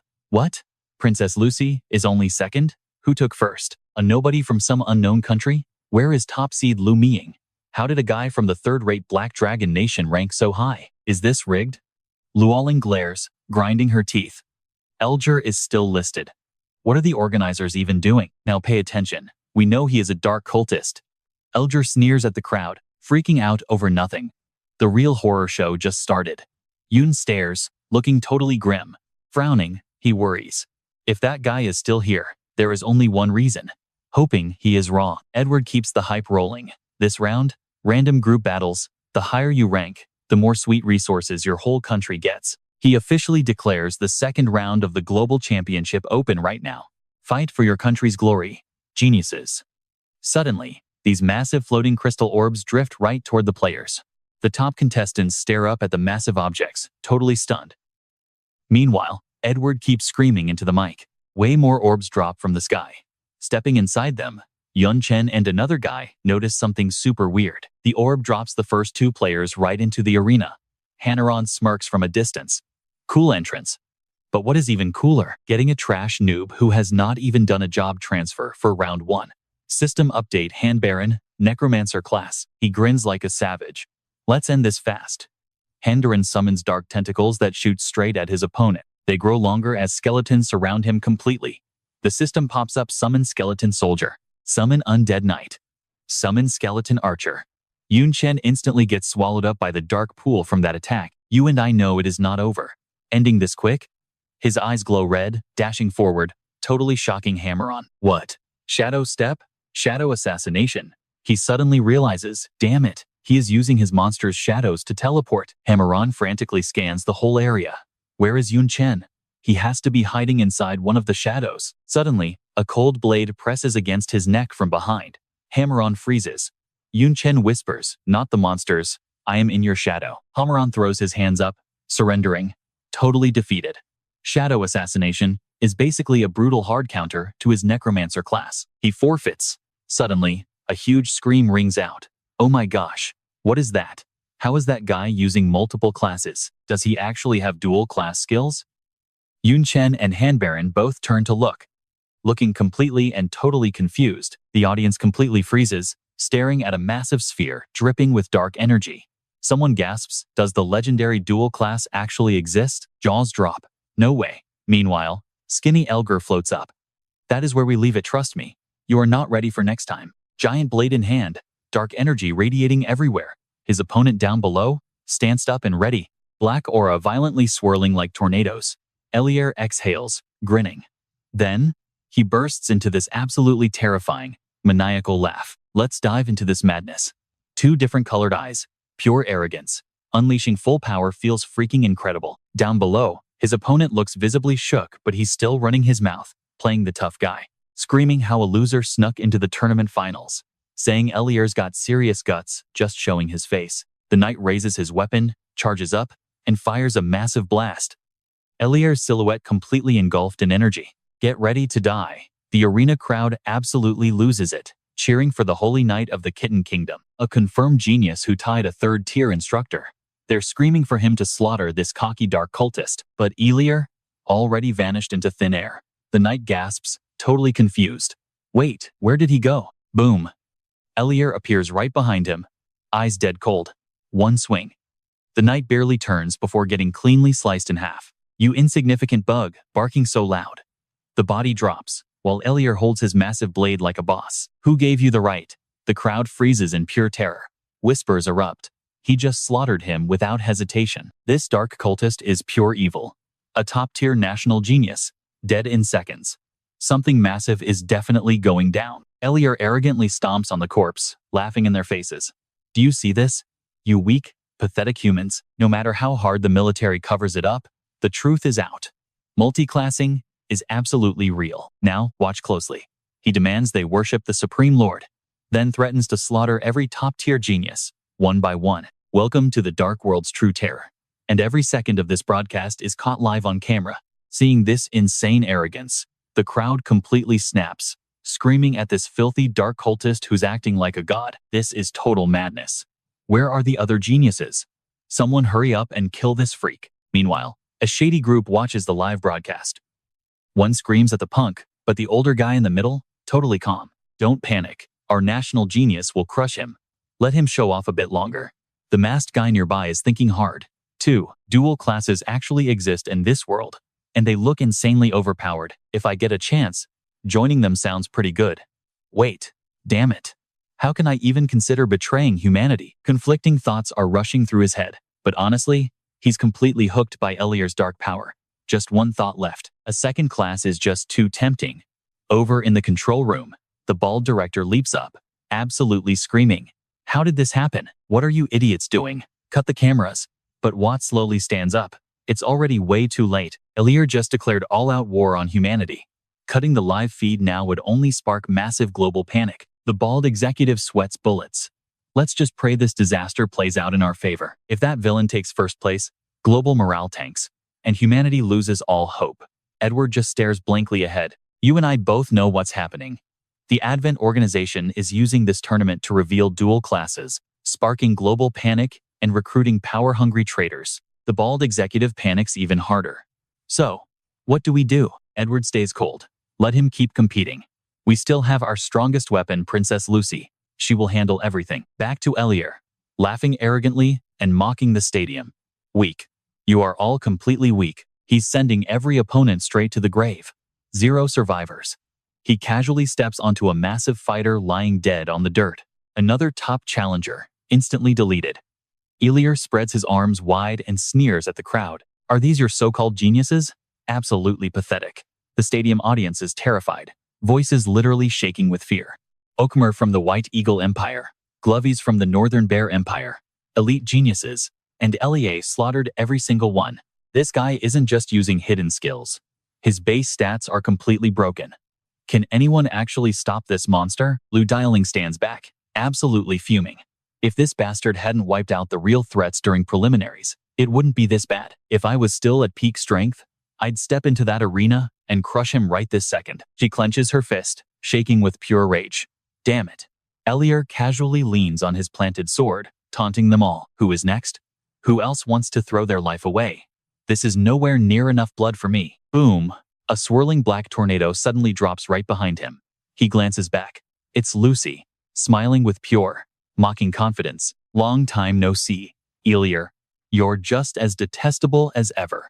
The crushed crowd finally sees a massive glimmer of hope. That's where we leave it. The Holy Empire's strongest genius, Princess Lucy, is stepping up. Don't miss what's next. All right, you and I are jumping right in. The crowd screams to kill that maniac, but Lucy just gently touches her chest. She feels their intense expectations. Suddenly, dark energy starts oozing right out from behind Lucy. It feels so heavy, she mutters.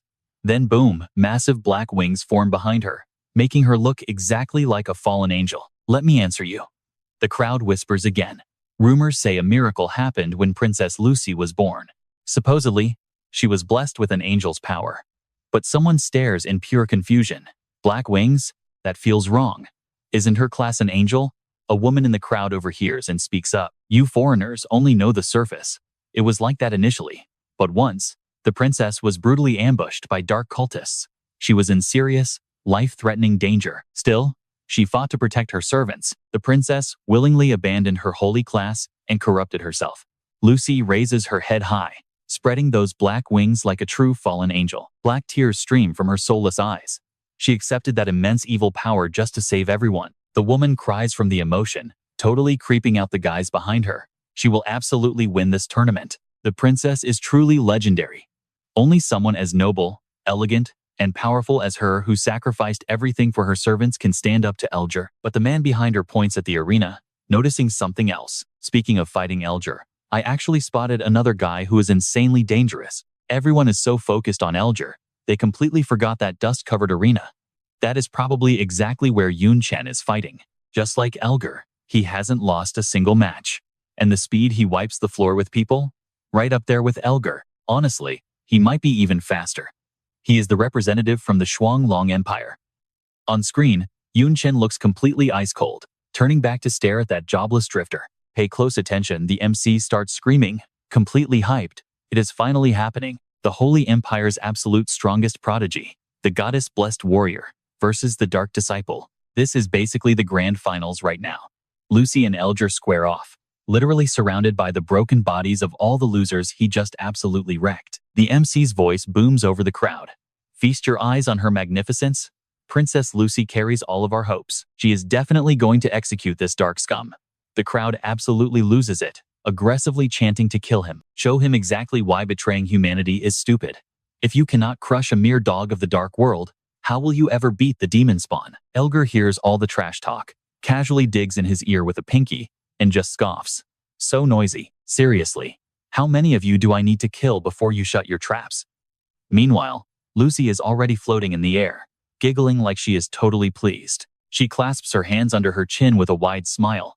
To her, all that furious screaming sounds exactly like beautiful music. Suddenly, she snaps her massive black wings forward. Black feather, a literal ton of dark feathers, shoot right out, violently ripping through the air. Elier doesn't even bother blocking. He just pops a skill to dodge. Phantom Flash, Lucy's attack power is totally insane. That single move just shredded the solid arena floor. She smiles, confidently calling him out. During the qualifiers, you used dirty tricks to wipe out all the top geniuses. If they were still here, do you seriously think you could act this cocky? She pulls her wings back, charging up for the next massive hit while still yapping. You only managed to kill the weaklings. Lucy violently flaps her wings, whipping up a massive tornado that traps Elier right in the dead center. She throws out a final warning. Do not get too full of yourself. From the outside, the dark tornado completely swallows the whole stage. We can only see her silhouette flying way above it all. You and I know that skill is genuinely terrifying. The crowd goes nuts. Even a third-class expert couldn't handle it. Just as expected of Princess Lucy, she is an absolute beast. That scumbag is definitely shredded meat by now. Haha. Lucy waves her hand, vanishing the tornado. The arena is wiped totally clean. Nobody is there. She looks down in pure shock. Elier is completely gone. Did he dodge it? No. Wait. He can use stealth. Where is he hiding? In a sudden flash, he is already right behind her. He raises that massive blade, fully ready to strike with a super creepy winner's grin on his face. My precious princess, where exactly are you looking? She freezes, eyes totally wide with shock. Luckily, she reacts just in time and quickly dashes backward. She grunts, cold sweat dripping down her face. Elier swings his massive blade straight down. Dragon Slayer slash. Lucy throws her wings forward to block, but the force is way too heavy. She cannot hold it and gets brutally slammed right into the ground. Lucy struggles to stand up amidst the cracked pavement while he just looks down, totally gloating. She keeps trying to stand, heavily gasping for air, completely winded. Huff, huff. Elier is not going to show any mercy whatsoever.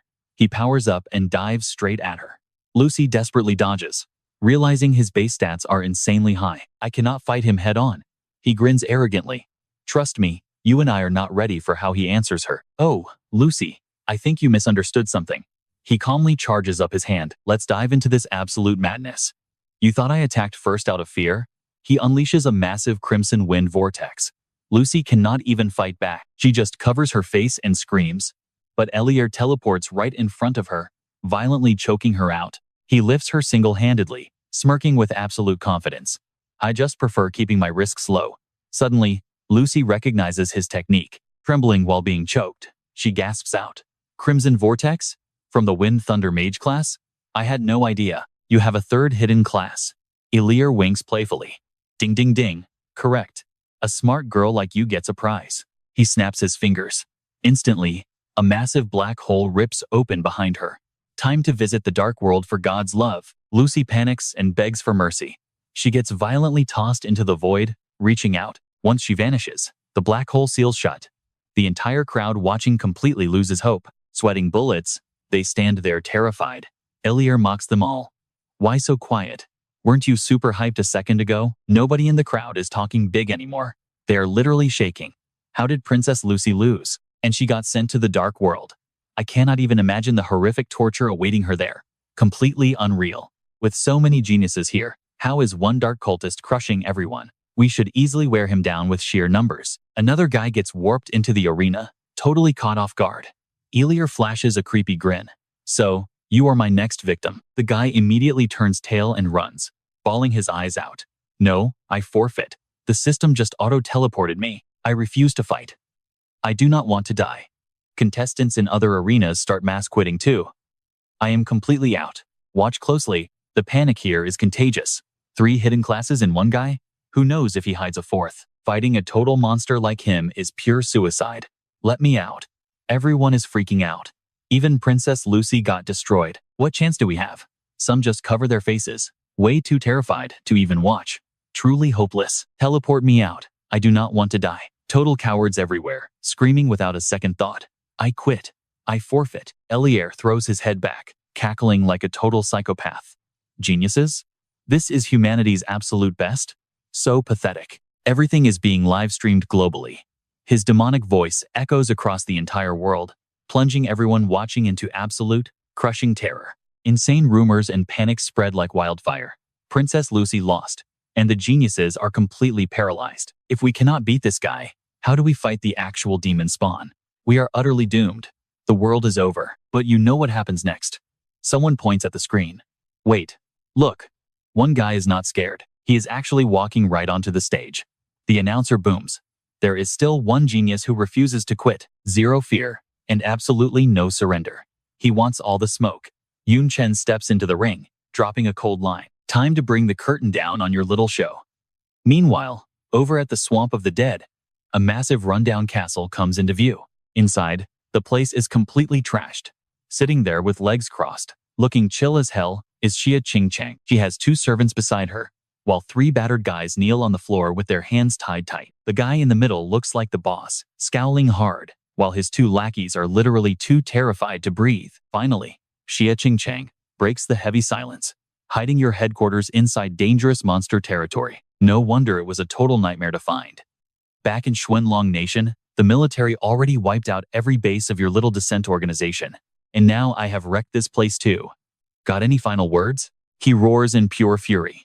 Xia Qingchang, did you not retire ages ago to become a university professor? Why are you hunting us? That is Elvic, the Grand Commander of the Descent Organization. Xia Qingchang replies without missing a single beat. Who says a university professor cannot catch a few rats?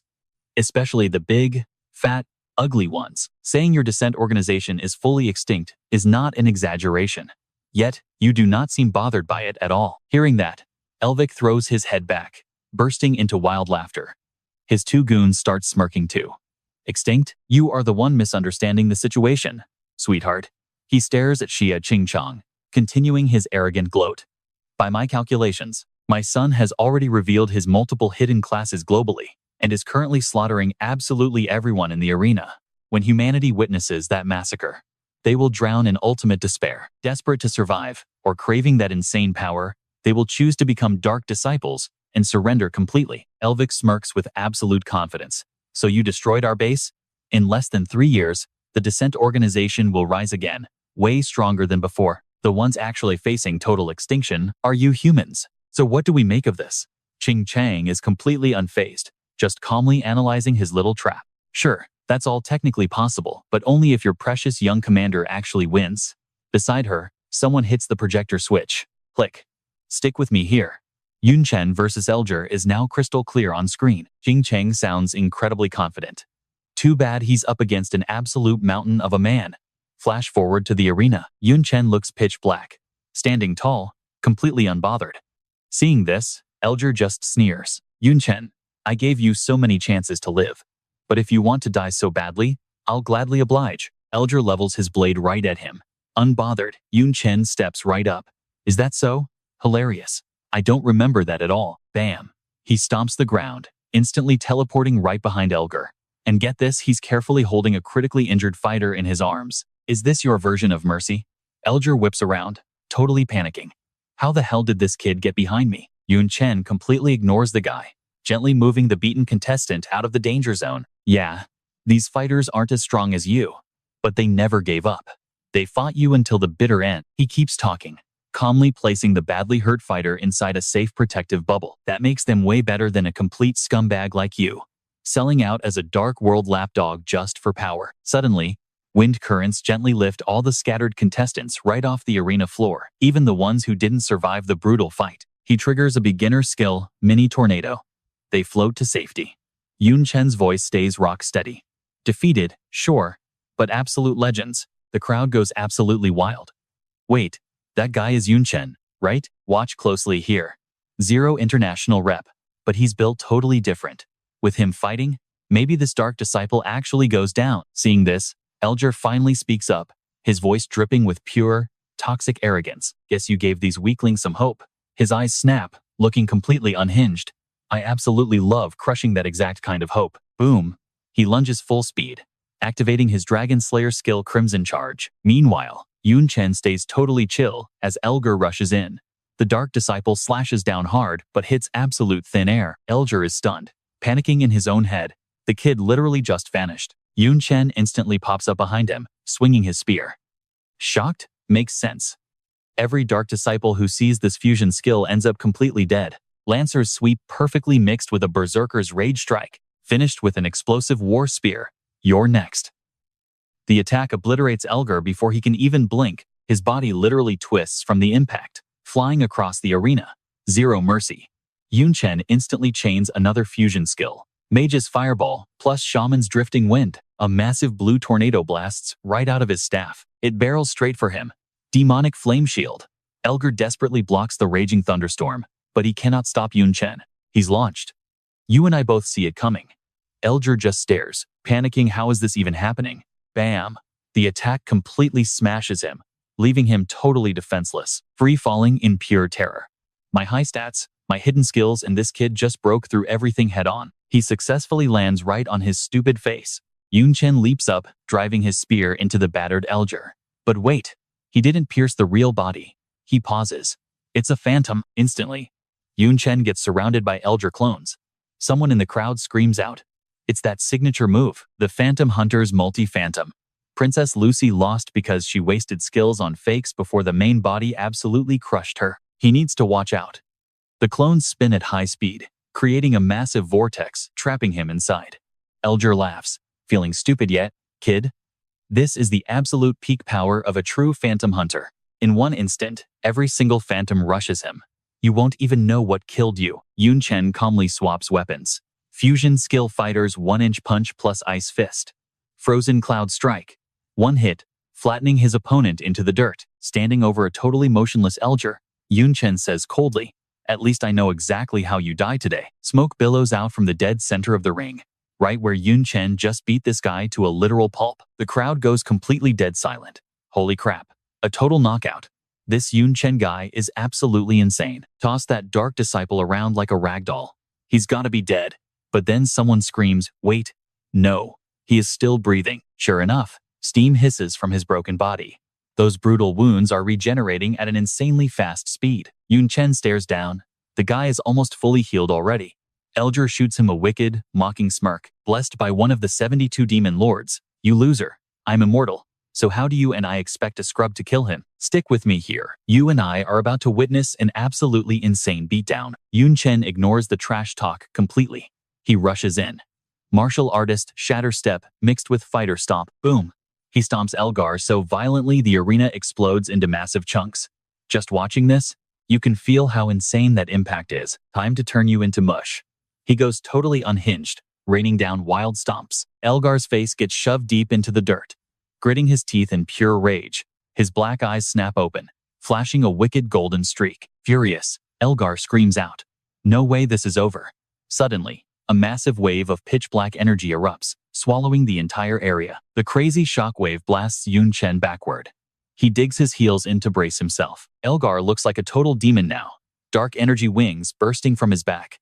You really have no clue what's happening, do you? Yun Chen looks a little rattled. He senses that terrifying aura. This guy? Not even human anymore. Seriously. His entire body just morphed into full demon mode. Only his head still looks somewhat normal. Dark wings pop out, a shadow ring floating right behind him. Faint blue energy swirls all over.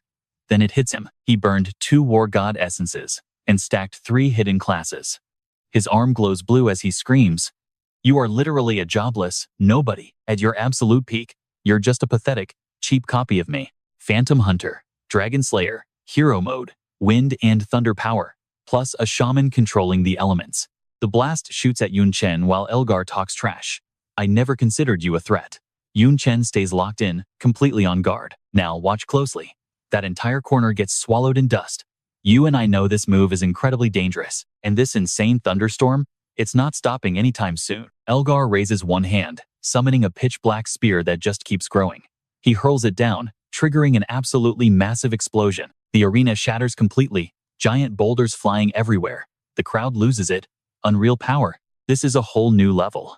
His base stats were already insane, but stacking 3 hidden class buffs? It's impossible to even imagine his current strength. Game over. We are so finished. Elgar swoops down, looking incredibly smug. This is the ultimate power of the dark world. Inside that smoke, you can barely see Yun Chen's outline. Totally motionless. Elgar swings his glowing red blade straight down, aiming right for the kill. Pay for this with your life. You and I thought he was done, right? Think again. Yun Chen casually blocks using his overpowered myriad wheel mode. He stops the blade one-handed, like it's nothing. Elgar instantly senses danger, gritting his teeth while shaking uncontrollably. He's internally freaking out. How on earth did he block my strike? What is happening? Yun Chen moves his hand right by Elgar's face. Coldly, He whispers, "You like playing the stats game? Then let's play." His golden hand gets right in Elgar's face, winding up. Boom. A simple flick to the forehead sends him flying miles backward. Smash. He crashes straight into a massive boulder, instantly coughing up blood. Instantly, Chen teleports right to him, slashing down hard. Elgar barely brings his blade up to block, gritting his teeth in pure agony. The impact is so heavy the rock behind him cracks. Chen raises his light sword. Golden energy sparks off it, charging the final blow. Fusion skill. Magic Swordsman, Flame Slash, plus Berserker, Rage Strike. The slash is absolutely devastating, blasting Elgar straight through the giant rock. He rockets entirely out of the arena, slamming brutally into the dirt. The audience's jaws drop. Holy crap. That arena was custom built for the finals. A Tier 3 expert couldn't even scratch it, and these two monsters just wiped it out. Absolute monsters. Both of them. But Elgar? He is tough as nails. Even after that massive hit, he somehow crawls up. Damn it. Face covered in blood, he spits out every single word. I burned 3 War God essences. How am I losing? Chen stands there coldly. Because push-ups are very important, Elgar's eyes go wide. He has zero idea what the push-up joke means before Chen grabs his throat, hoisting him up. His power fading, Elgar thrashes around, coughing and struggling to break free. Chen fires back. "Didn't you say I couldn't kill you?" Trembling in pain, Elgar somehow stays cocky. "I have the blessing of a top-tier demon lord. Even if you crush my organs, shatter my bones, I still won't die. You stacked way too many buffs. The side effects are going to be insane. Just wait. You're the one who's dropping dead." Chen just listens, totally unfazed. "Is that so?" A blue flame instantly sparks to life in his hand. "So what do you and I learn here?" Fusion skills are terrifying. He taps Elgar's throat, casting Mage Fireball plus Flame Axe. Boom. A colossal blue flame exploded right in the heart of Swandu City. 2 shadows clashed inside that giant inferno. Chen and Elier. Stick with me, because this absolute bloodbath is about to get completely insane. He unleashed more techniques. Thought no attack could kill you? Burn alive. There is no way this guy survives being reduced to pure ash. We won. Roast that freak. Inside the blaze, Elier was scorched black. Chen only stopped when his enemy was literally charred to charcoal. Smoking with blue embers, his body collapsed onto the dirt as the entire arena screamed at the top of their lungs. Burn him. Finish him. Chen finally reached his limit. The myriad wheel form shattered, reverting him back. He was gasping for air. The myriad wheel side effects were absolutely brutal. His combat stats? Practically zeroed out completely. He stared ahead with heavy eyes. The physical backlash was just devastating. A regular human could probably drop me right now. But seeing Elgar burnt to a crisp, smoking, and totally dead, Chen finally let his guard down. Chen did it. The live stream chat was going absolutely insane. He actually won. 3 hidden classes and an immortal body, yet a human still wrecked him. We actually won. Our world has a future. An absolute hero. Chen was a legend. But then, somebody spotted a terrifying detail and pointed in pure panic. Wait, is the screen glitching? Elier's arm? Now pay close attention, because this is where everything flips. The live stream chat completely froze. People started freaking out. He moved. We are dead. And Chen was obviously completely out of mana. He cannot fight right now. Oh my god, that monster is still alive. Calling Elier the Leech King was definitely not an exaggeration. The charred freak sat straight up, chuckled, and sneered at him. Did you really think simple flames could end my life? So naive. Chen snapped right back. Simple flames? You are severely underestimating my fire. Even with his stamina depleted, he explained it coldly. This is an S-tier flame, packed with a lethal soul-burning side effect. Immortality means nothing.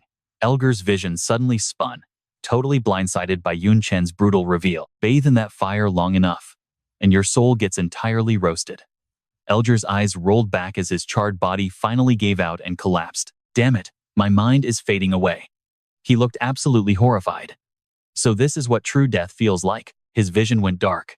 He was minutes from dying, but this psycho still wanted to drag his enemy straight to hell with him. I might perish, but I cannot let him survive.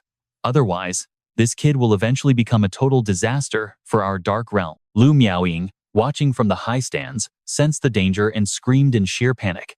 This is bad. He fought to raise one arm, whispering frantically, Demon Lord, accept my final sacrifice. Suddenly, a massive black hole manifested right behind Chen. Elier's arm trembled violently as he burned his final drops of life force. Reverse gate lock technique, God flash technique. You and I might think he can just dodge this easily, right? Well, think again. His leftover mana could only fuel one last God flash. Out of nowhere, a glowing mark burned into his neck, making Chen scream out. Ah, damn it all. He clutched his burning neck, completely paralyzed. The void was rapidly expanding and sucking everything in. The psycho locked a soul-chasing mark on my body. It never stops until the target dies. I am trapped. I cannot dodge this. Soft fingers touched his cheek. It was Lu Miaoying. She frantically dragged Chen backward from the void. Junior, move. The abyss grew larger by the second, destroying everything in its path. She stared at the swirling darkness in absolute terror. Way too dangerous. We barely escaped. Chen quickly warned her. President, you never should have come down here. My soul-chasing curse is already active. This skill. The black vortex shot up, locking onto Chen. His voice stayed remarkably calm. A guaranteed hit. The dark void crashed down, swallowing both Chen and Lu Miaoying whole, leaving nothing but a massive smoking crater. The entire audience gasped in horror. Look closely. Elier's body was turning to dust, but he still wore that sick winner's smirk. Power means nothing. In the end, I am the ultimate victor. His skull started dissolving into ash, but he still screamed his final unhinged threat. What kind of brutal ending awaits humans in the Dark Realm? Do I even need to explain your absolute doom? Get ready to be ripped apart by our demon lord. He laughed, completely fading into nothingness. Even with Elier dead, nobody was cheering. Damn it, our hero clearly won. But that sick dark believer played the ultimate sacrifice card. This is just completely unfair. An elf girl anxiously clutched her chest, trembling. Why did it have to end like this? A vein-popping fist slammed the desk. Principal Yanfu stood up, roaring in pure rage. Absolute bastards. What are the tournament organizers even doing? Why did our rank 4 heavyweights just sit back during this fight? Where is the official in charge of arena safety? Are they all blind? We never should have let those freaks participate. Suddenly, a terrified student rushed into the room. Principal, bad news. A silhouette appeared inside that massive sphere. Trust me, you will want to see what happens next. All right, stick with me here. You are about to watch the Academy Square literally rot into dust. Students are getting caught in the chaos. Trapped inside that sphere? Yun Tang, our hero's little sister. Her eyes are wide open, completely unconscious. Someone outside is screaming, tears pouring down their face. Yun Tang's power is going absolutely berserk. Students are screaming to run and stay far away. One guy got way too close, and half his body instantly aged into an old geezer. Inside the energy sphere, she grits her teeth, pushing through, crying out for her big brother. She completely lost control after hearing Chen got banished. Back with Qingcheng, Elvic is on his knees, laughing his head off and mocking everyone, claiming ultimate victory for his dark faction. The only genius capable of beating them is dead. Humanity's last hope is gone, but her face stays terrifyingly dark and totally silent. Little Yu's arm suddenly mutates into massive iron chains. Dare to laugh? Those chains choke Elvic instantly, drawing blood. She threatens him coldly, keep laughing, go ahead. Then little Ling steps up respectfully, asking about Master Chen. Qingcheng just calmly replies he was banished, not killed. She actually planned to send him to the Dark World anyway. This just bumped up the timeline, tapping her fingers together with pure confidence. She knows a little mess will not keep Chen down. Now pay attention to this part. That black hole finally spits our two heroes out. The portal vanishes, dropping them right into a crazy freefall before they crash onto strange grass. He blocks the glare, looking around. The president asks if this is the Dark World, totally stunned. It looks absolutely nothing like their teacher described. Suddenly, an agonizing scream from Lu Miaoying pierces the air right behind him. He whips around to find her writhing in agony. Total panic mode. He forgot the oxygen here is pure dark aura. He is completely immune, but the president is not. He drops down, begging her to hold on. Ripping out a magic potion, he chugs the whole thing and summons his glowing staff to save her. As the weapon glows, a soothing layer of raw magic wraps around her body, firing off a basic purify skill. She is still trembling, completely swallowed by dark shadows. He desperately maintains the shield, doing the mental math. He is heavily nerfed right now. Purify takes way too much mana. Catching movement out of the corner of his eye, he spots a goofy-looking demon, instantly shifting to combat stance. A demon descendant is right there, but the monster completely freaks out, looking absolutely terrified of them. It just spins around and bolts. You and I expected a boss fight, right? But he is literally screaming for his mommy. Yun Chen's eyes basically bulge out. Huh? The president weakly mutters that they cannot lose him. He instantly shuts that down, no sudden moves, zero energy for a chase. He pops another potion cap. Multiple magic vials float beside him. Mid-chug, he explains that the dark energy is endless here. Healing only buys them time. The president needs to adapt to this environment fast. If she does not, she will mutate into a monster. Fighting through the pain, she weakly nods. She says she is trying. Biting her lip, trembling like crazy, but holding her ground like a champ, treating it like no big deal. Suddenly, she leaps up. Blue lightning explodes everywhere around her, screaming that the darkness cannot break her. A black tail literally sprouts, and she is instantly fully healed. He smiles, her crazy plan actually worked. Hands on her hips, she brags about her yin and yang powers. Since her yin magic perfectly matches this corrupt aura, it literally acts like a massive power boost. But the celebration is cut short. An entire army of mutant demons is swarming right behind them. Glaring at our duo, the monster yells that these lowly humans are going to die. They want to sacrifice them to their god. Screaming for blood, they charge forward. He realizes these mobs are only first or second tier, but his debuff will not wear off for 30 minutes. The president is fighting a curse too, so a direct brawl is a bad idea. Before he can even finish his sentence, she grabs him. Boom, he is riding piggyback. So many questions. So what do you and I learn from this? Sometimes, running away is the ultimate alpha move. Stick with me here. Hang tight, Junior. He just sighed. You really did not hesitate to run. Seeing that, the demon spawn swarmed after them. Get them. Do not let them escape. They screamed, instantly unleashing their Eye of Shadows skill. Carrying Yun Chen made dodging those massive attacks a total nightmare. Long-range attacks. Huh? Time to put my footwork to the absolute test. Junior, pay attention, and do not fall off. Lumioling smoothly glided through the blazing attacks, gripping him as tight as possible. After sprinting for a while, blood started trickling right from her mouth. She had clearly taken massive damage, but still bragged. Hey, perfect dodging. Your senior has some serious skills, right? Yun Chen stared at her brutal injuries and replied flatly. The only one dodging perfectly was me. Just look at you. Instead of answering, she just burst into an all-out sprint, rushing forward with long strides. Lumioling was bleeding out fast. Her entire body was absolutely covered in deep wounds. Still, she grinned like she just won the lottery. Haha, just scratches. Besides, we are at the finish line. Confused, he asked. Finish line? Lumioling slammed her foot down to brake hard. Yun Chen hopped off as she swayed heavily, barely even able to stand up. He stared at what was right in front of them, completely shocked. Prez, please do not tell me you. She was wobbling hard but still mustered the energy to loudly announce it.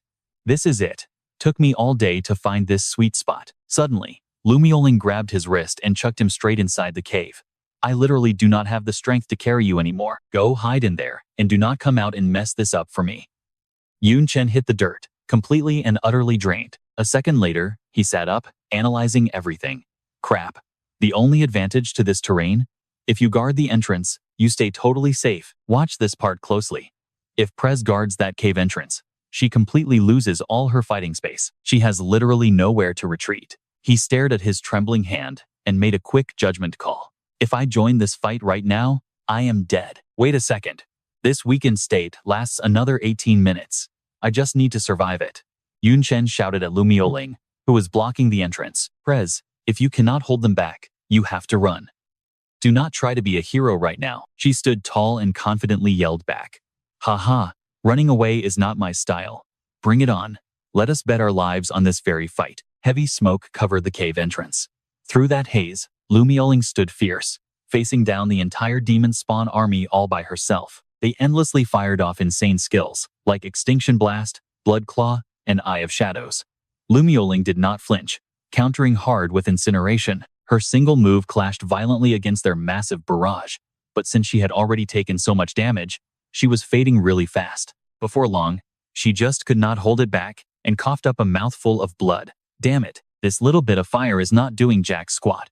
Inside the cave, Yun Chen worriedly screamed out for her, but pure logic stopped him cold. No, I cannot go out there yet.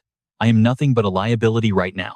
I have to control myself until this weakness finally wears off. Still guarding the outside, Lumioling turned back and smiled to herself. completely satisfied.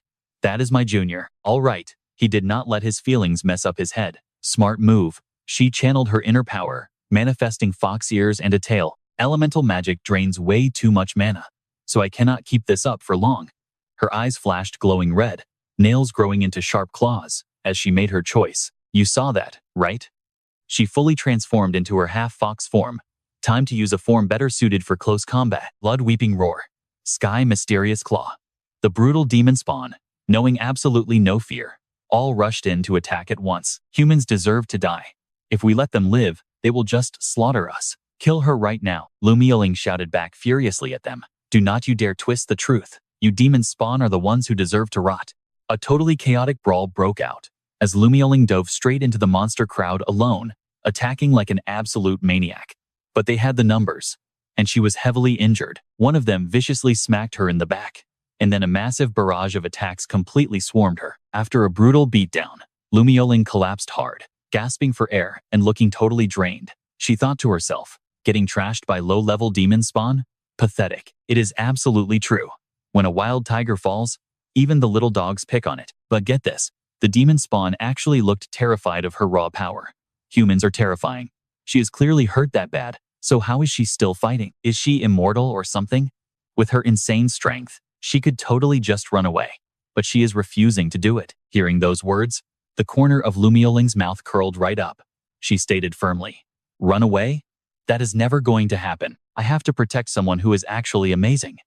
Inside the dark cave, Chen silently listened to her confident voice echoing back. I do not know how he does it, but that junior's potential is literally infinite. He gets much stronger every single day. As long as Chen keeps growing like this, he will bring endless possibilities to all of humanity. Then Lumioling placed her hand over her heart, declaring loud and clear, trading my own life for his? Totally worth it. Suddenly, one of the demon spawn lunged forward, screaming in pure rage. Keep on dreaming. None of you make it out alive. She acted tough, but was completely drained. Trust me, you will want to see what happens next. Right before blacking out, she still managed to warn Chen. Junior, I am finished. You are smart. You will find a way to stall. But stick with me here. Watch as the demon's massive blade crashes down. Lumioling choked out her last words. Guess our date is finally over. The demon roared.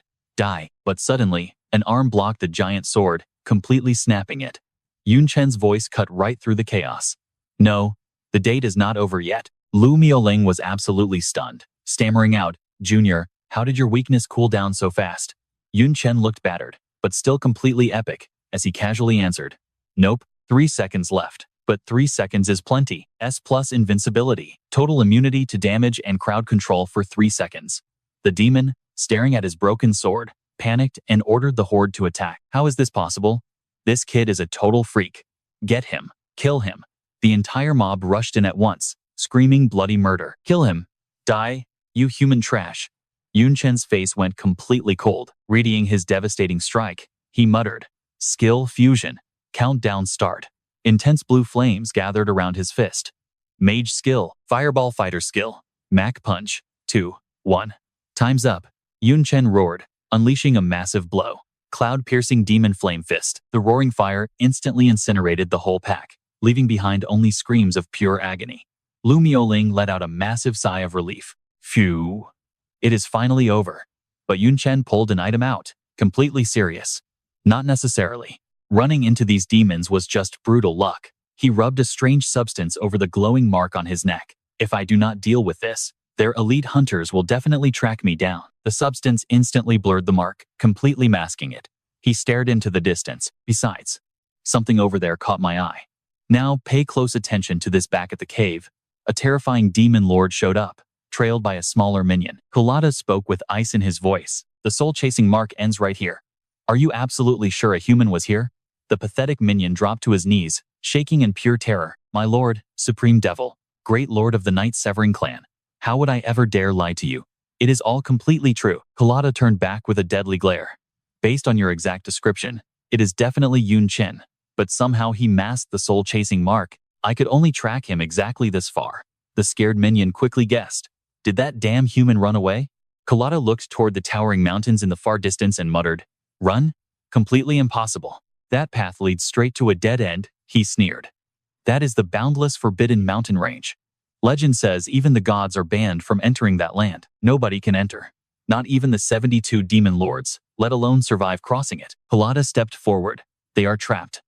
A smug grin spread across his face, pure power radiating with every single step. I just need to take my time catching up. The only thing waiting for them up there is certain death. Meanwhile, up in the mountains, you and I both know our boy never stops. Heavy breathing echoed as Chen did his daily push-ups. The curtain lifted, and Lu Miaoling walked in, totally surprised. Wow, Junior, you are seriously dedicated. Even trapped in the dark world, you never skip a workout. Chen wiped the heavy sweat from his face. Physical training is absolutely crucial. He knew attribute and skill points came entirely from his daily quests. He could not skip a single day. A glowing quest panel suddenly floated right in front of him. Championship system quest detected. Host achieved first place in the epic global competition, distributing the absolute highest tier rewards. Global champion rewards, S+ spatial soil, S rank limit breaker stone, luck potion, and a mysterious blank blueprint. Finally got the championship rewards, he thought, carefully studying the epic items on screen. Spatial soil can forge spatial artifacts or massively expand my inventory. It is insanely powerful stuff. Big shots use it to build massive mobile fortresses. Teacher Zia's legendary treasure vault was literally made with this stuff. And the limit breaker stone is pretty straightforward. It helps equipment or items shatter their grade limits, evolving to a higher tier.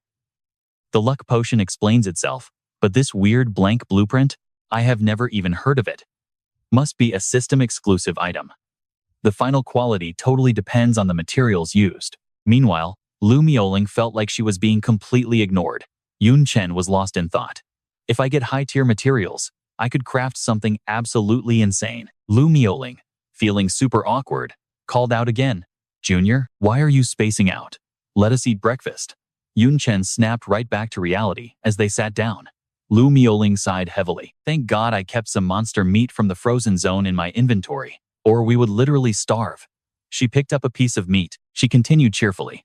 But seriously, it is a miracle you found this hidden village in the middle of nowhere. Thick spiderwebs clung to every corner. It is a bit of a dump, she admitted, looking around. Looks abandoned for decades, beats sleeping on the dirt. So what do you and I make of this?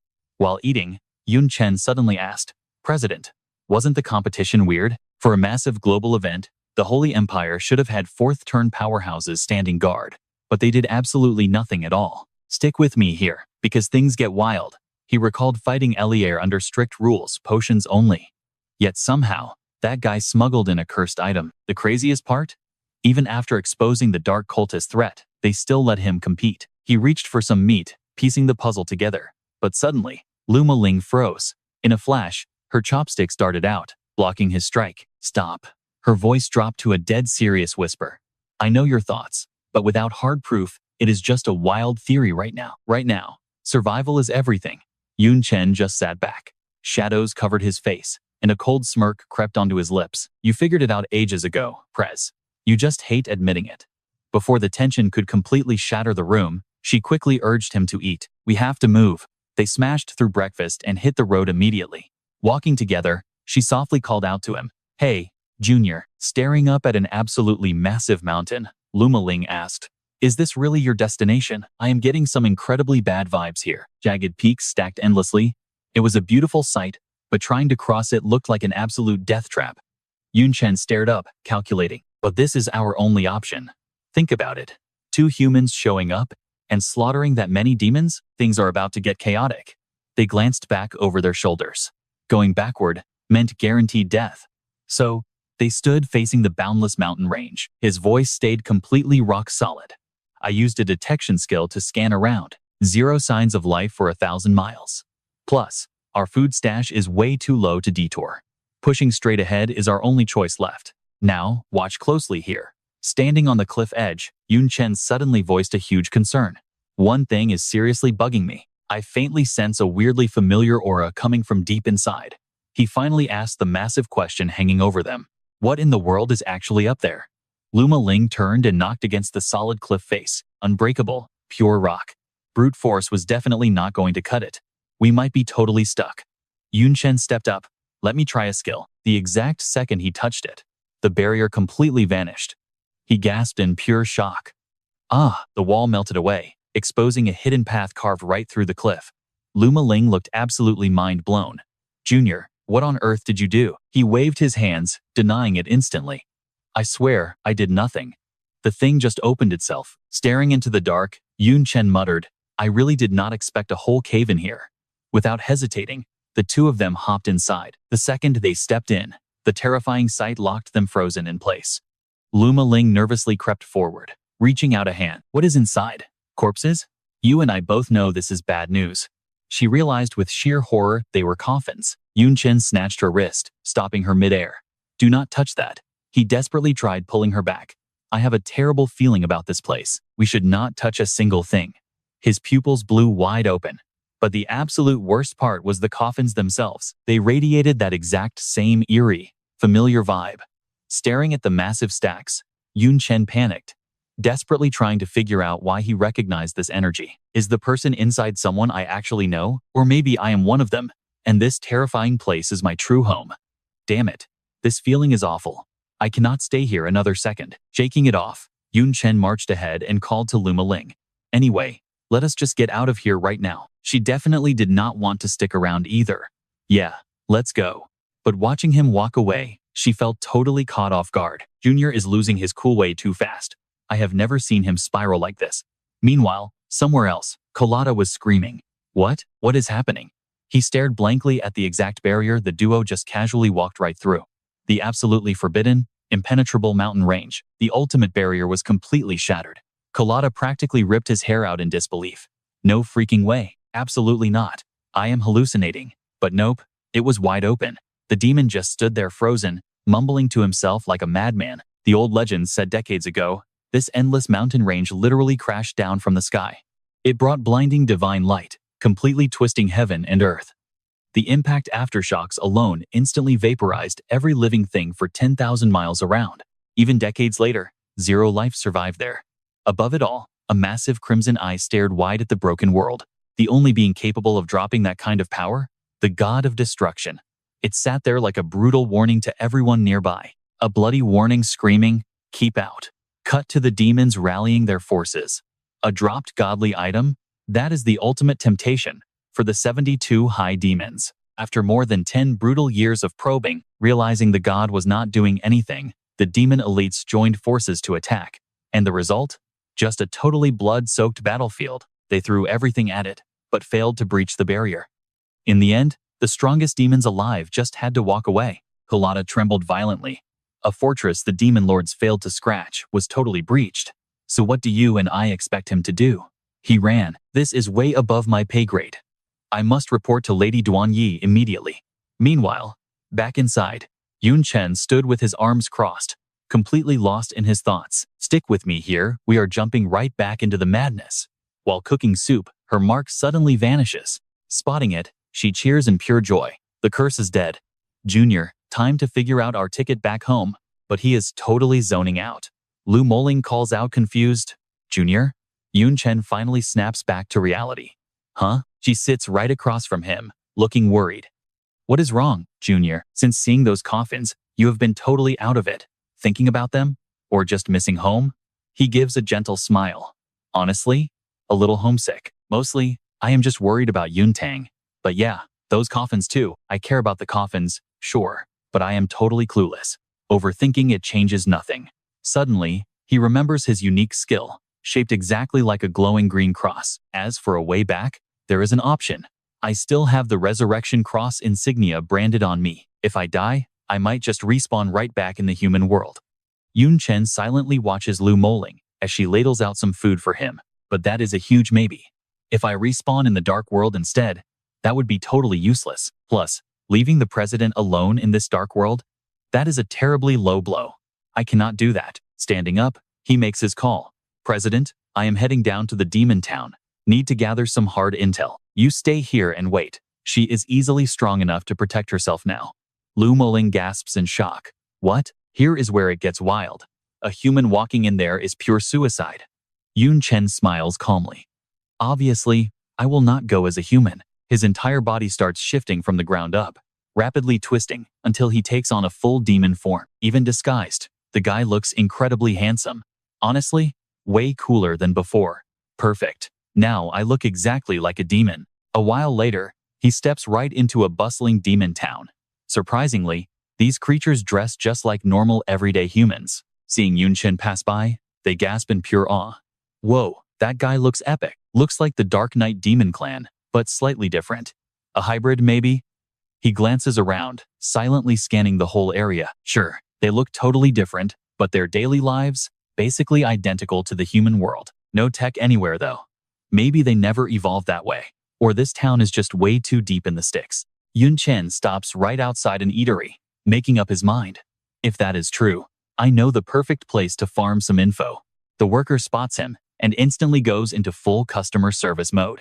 Yo, Mr. Dark Knight Demon, what can I grab you? Holding up one finger, he answers. Give me your house specials. Chen spots some demon spawn playing cards nearby. Turns out, demons are pretty biased about clan status too. Thanks to the Night Goddess skill, I pass perfectly as a high-tier Dark Knight demon. Taking an empty seat, he finally gets down to business. Time for intel. Hunter beginner skill activated sense enhancement. Instantly, a massive flood of voices rushes into his brain. When will that damn lord stop? My kid is only 16, and they dragged him off as cannon fodder. Hey, did you hear the news? Harris from Lotta Street leveled up to a mid-ranked demon. That is insane, man. When is the rent dropping around here? Chen is totally unimpressed. Way too much garbage gossip. Need to filter this. Suddenly, boom. A heavy plate slams down right in front of him. I know what you are thinking, demon food is gross, right? Yep. Raw devil octopus tentacles and slimy swamp bladders. Dig in. The waiter slides a small paper over. Here is the bill. Chen just stares at the wild receipt. 3 magic crystals? Huh. He thinks it over. Being able to read their text and speak the language linked to the human world is a total lifesaver. He pulls out 3 shiny purple coins and hands them straight over. Pure guesswork right here. Those demons I crushed earlier dropped tons of these, so it absolutely has to be money. Chen glares down at the squirming plate, his hand shaking as he risks it all. As for this nightmare meal, my stomach better survive this. Walking out of the joint, he mutters to himself. Taste was actually fine, but knowing that freakish stuff is inside me? Yeah, I might puke. He lets out a deeply satisfied sigh. Luckily, totally worth the pain. Waited all day, but scored massive intel. Chen pieces together how this dark world really operates. Unlike the human system, this place never merged with a game. It has always existed, bursting with raw magic power. Because the magic is so incredibly intense, technology never even sparked. Plus, the demon ranking system is completely different. You have low rank, mid rank, high rank absolute beasts, and terrifying demon kings. Those perfectly match humans hitting first, second, third, and fourth job advancements. Images of violently buffed demons flash by. The top-tier elites among high-ranked monsters are called demon lords, and they violently rule their own massive turfs. Then, there are the 72 demon pillars, the absolute peak elite among the all-powerful demon kings. So what do you and I take from this? Touching that glowing brand, he realizes his elder is a literal demon ruler. Let's dive into this wild manhwa, guys. That sea god ointment will run out soon. So, he has to deal with his soul tracking mark fast. Suddenly, he senses something and glances back. A whole mob of low-level demons is sprinting like a pack of rabid dogs, is right on their heels. Run. The local lord's guards are hunting for meat shields again. Please, spare me. I refuse to die on the front lines. Rover, the guard captain, raises his spear. Why run? War is a privilege. Dying for our almighty demon lord is the ultimate glory. Charge. Move it. Anyone aged 15 to 60. Male or female, grab them all. Yes, sir. The unlucky captives fight back, desperately. Glory? Then why don't you go fight on the front lines? I refuse to die. Let me go. The guards suddenly notice Chen just standing there, totally unfazed. Why is he chilling? He is way too calm. Another guard sneers. Probably scared, completely stupid. Just grab him. Chen steps up calmly. Relax, no need to force me. I will walk. This is actually the perfect disguise. Over at the Thur stronghold, a massive prisoner transport cart rolls right into the city. The captured conscripts, including Chen, get dumped in the courtyard. The captain and a high official watch. Rover looks confused. Hi Deacon, what brings you down here? Baha just shrugs. The boss is out. I am stepping in to inspect the quality of this fresh cannon fodder. Begin. Rover steps right up, shouting. Yes, sir. He spreads his arms, addressing the terrified crowd. Congratulations. You just went from worthless trash to brave soldiers. Your lives now belong to our glorious world and Lord. Now hit your knees and swear absolute loyalty. One guy snaps. He points right at Rover and screams, "Who wants to serve you? You dragged us here against our will. I am not being your cannon fodder. I want to go home." Instantly, a scream. Rover stomps the poor guy straight into the dirt, eyes rolling back, coughing up blood. Boom. The rest absolutely panic. Watch closely, this is where things get brutal.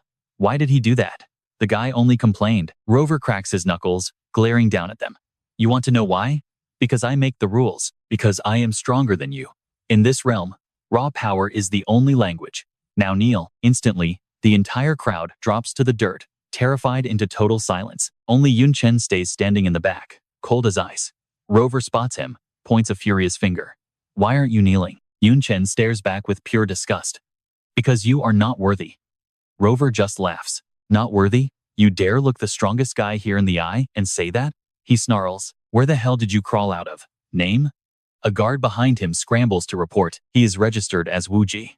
Grabbed him today. Unfamiliar face. Probably an outsider. Hearing that, Rover turns to the fancy official up top. Is that so? Deacon, I know we need troops, but if I execute one to make a point, the boss will not care. Baha looks bored. Necessary sacrifice. Rover cracks his neck, grinning. I know what you are thinking, huge mistake. I won't let him beg. I will make him an example. But suddenly, a brutal kick sends him crashing right into the city gate. He coughs up blood constantly. Chen finishes his sentence. Rover has absolutely zero clue what just hit him. What the hell? Did a brand new rookie just blast me? Two fingers, shaped like a sword, wrapped in intense blue fire, point right at his head. Chen had teleported right beside him. Guess you are not the strongest one here. Chen casually walks away as the captain burns alive. The blue flames died out instantly, mostly because there was literally nothing left to burn. The whole crowd loses their minds. Their terrifying captain? Total ash. He did not even get to fight back. That captain was top tier among the high-ranking demons too. Baha instantly realizes this is terrible news. Like, extremely bad. This random recruit was clearly a top-tier demon in disguise. Baha turns to Bolt. This guy definitely infiltrated just to cause chaos. I have to warn the demon lord right now. But the second he spins around, Chen is just standing there, cool as ice, giving him a massive jump scare. Baha nearly has a heart attack, slamming the brakes. How did you? Chen assesses him coldly. According to that dead guy, power gets you everything, right? So what do you and I think? If he kills this guy, does he take his status? Stick with me here. Baha dropped to his knees instantly, smashing his head down in pure terror. I am just a nobody. Please do not kill me. Chen just stared at him, his voice ice cold. A lackey could be useful. I will let you keep your pathetic life. But from now on, you do exactly what I say. The coward started swearing on his life immediately. Whatever you want, my lord. Then Chen glanced over at the weaker little demons. Just go back to where you came from. I do not need you guys here. If they are heading to the front lines to fight humans, the fewer demons, the better. Hearing that threat, the weak demons hesitated for a second. Wait, so we can leave? They were beyond relieved and scrambled out of there fast, completely terrified of him. Yes, we finally get to go home.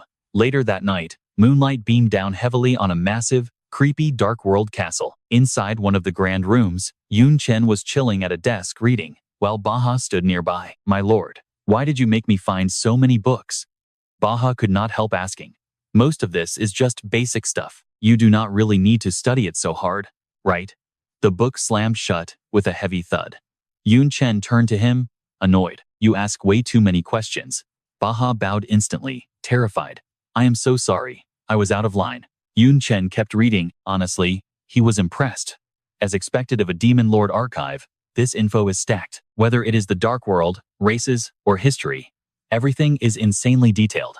According to the texts, over 100 demon races exist. There are tons of mixed bloodlines, but the 72 great clans completely run the show.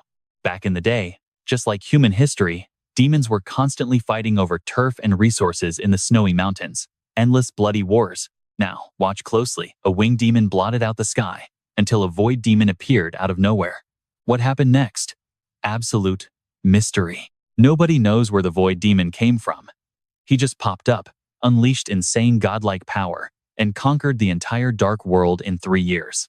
With one massive Buddha palm strike, He became the absolute supreme ruler. After that epic flex, he split the Dark World into 72 nations, ruled by the 72 strongest demon pillars. That is exactly how things work now, centered around that giant handprint. The territories are divided, with those pillars keeping each other in check. Thanks to the Void Demon stepping up, the endless bloody wars finally came to a stop. Time passed, until 70 years ago, when humans suddenly showed up. They ripped through space, invaded the Dark World, and started slaughtering demons left and right. The demons fought back hard, sparking a massive full-scale war. But Chen noticed something super weird. Wait, that does not make sense. Humans do not have the power to invade the Dark World. Just defending their own borders on the front lines is brutal enough for them. He traced the text carefully. This book is definitely lying. But why? Then he spotted a date that was way too coincidental 70 years ago. You and I both know that timing is no coincidence. The human world merged with the game back then. Something huge is happening. He slammed the book shut and looked up. Baha, what do you think of humans? The demon answered without hesitating. I absolutely hate their guts. His face twisted with pure rage. They ruined our peace and killed my best friend. Humans tortured him to death right in front of me. Chen stood up calmly. Right in front of you? You mean there are actually humans inside the Dark World, and you have seen them? Baha nodded hard. Of course, humans do terrible things. We will wipe them all out eventually. Chen finally understood. No wonder those weak demons were terrified of me when I first arrived. Looks like reality is completely different from the history books. I need more intel. Suddenly, the system panel flashed open. Let me guess. A new mission? The blue screen glowed. Host meets requirements. Initiating epic chain mission. Phase 1. Become the Demon Lord.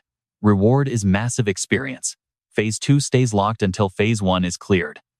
Chen smirked. Totally hooked. Oh, now this is getting really fun. I needed to boost my rank for intel anyway. He slowly stepped away from the desk. Baha, what exactly does it take to become a Demon Lord? Baha froze, sweating bullets, his mind racing. Why is he asking that? Does he actually want to rule? Chen glared coldly, scaring him half to death. He spilled the beans instantly. First, you need the Dark Knight Demon bloodline. Only guys with that specific bloodline can rule. Chen tilted his head. So, do I look like I fit the bill? Baha was literally sweating like a fountain. Yes, you totally fit. Aside from being a little short, everything about you screams pure-blooded Dark Knight Demon elite. Chen was satisfied, finally relaxing a bit. The Dark Knight Sanctus rules that clan. With my transformation skill, I am perfectly safe. He asked again. What else? Baha made a swift, chopping motion. You have to kill. Take out the current lord and steal his relic? Trust me, you and I are going to love watching him do exactly that. All right. Stick with me here. We are about to watch the ultimate hostile takeover begin. The massive castle gates groaned open. Right outside, a giant, blazing red bull marching straight in, literally carrying a massive throne on its back. Sitting up top is Demon Lord Bod, a pure muscle-bound beast swirling a glass of red wine. But as he passes his guards, something feels completely off. Why are the guards acting so sketchy? Did something crazy just go down? A panicked soldier drops to his knees. My lord, our captain is dead. Some rogue outsider just wiped him out. Bod explodes out of his seat. He crushes the wine glass to dust and roars. What? Where is this punk? I am going to end him right now. Trembling in absolute terror, the guard just points inside the hall. He is waiting in there, sir. Unbelievable. Bod violently kicks the heavy doors wide open. And chilling on his personal throne? Chen, or rather, Wuji, looking like he owns the place. 2 heavy guards flanked him. Chen just smirked. Man, this throne is incredibly comfortable. Now pay attention here. He says he is crashing for a few days, and Bod absolutely loses his mind. He summons a heavy mace, muscles bulging like solid rock. You want to die? He slams it down, completely shattering the floor into a massive dust cloud. Boom! An explosive shockwave rips straight forward, tearing through the ground like a striking snake. The blast hits the throne, scattering the guards. Suddenly, a spear shaft slams down, perfectly blocking the strike. Chen is still casually seated, wielding the spear like an absolute boss. Such a nice chair, why ruin it? Instantly, Bod rockets upward like a pure black shadow. Hanging midair, mace raised high, he screams. Get out. That is my throne, and you are not worthy to touch it. The giant weapon comes crashing down. Chen casually readies his defense. A lightning-fast spear swing completely deflects that massive, deadly mace away. The clash is absolute madness. Yun Chen is incredibly fast, while Bod fights like a wild beast, unleashing pressure so thick it blurs vision. You and I both know those random soldiers watching are absolutely terrified right now. This is a top-tier demon war, way too overpowered for them to ever interfere. Yun Chen suddenly thrusts downward with his spear, forcing his massive opponent to raise the mace. Insanely, Bod gets completely blasted back. His hands shake as the weapon flies away. But suddenly, Bod grins. This kid is actually interesting. You look super scrawny, but your raw strength is wild. Going toe-to-toe with me? Really not bad at all. He suddenly raises his arm, revealing a glowing blood-red gauntlet. So, kid, you like tanking hits head-on, right? Bod thrusts his palm forward, vicious energy manifesting as razor-sharp fangs. Looks like you are pretty eager to become fresh nutrition to power me up. Without warning, intense flames violently erupt from Yun Chen. Even our main guy looks completely taken off guard by this. His fire gets dragged straight into that gauntlet. Bod's eyes glow like crimson lightning, laughing arrogantly as his height peaks. You really are the perfect snack. Raw power floods in. As his flames get violently drained, Yun Chen calmly realizes his own stats are dropping. This guy is scaling up fast. Is that actual Demon Lord gear? Definitely a tricky problem. The heavy gauntlet blazes with stolen fire. Listen, kid. My plundering hand does way more than steal. You will die by your very own skill. He waves. Feel my true horror. You and I need more.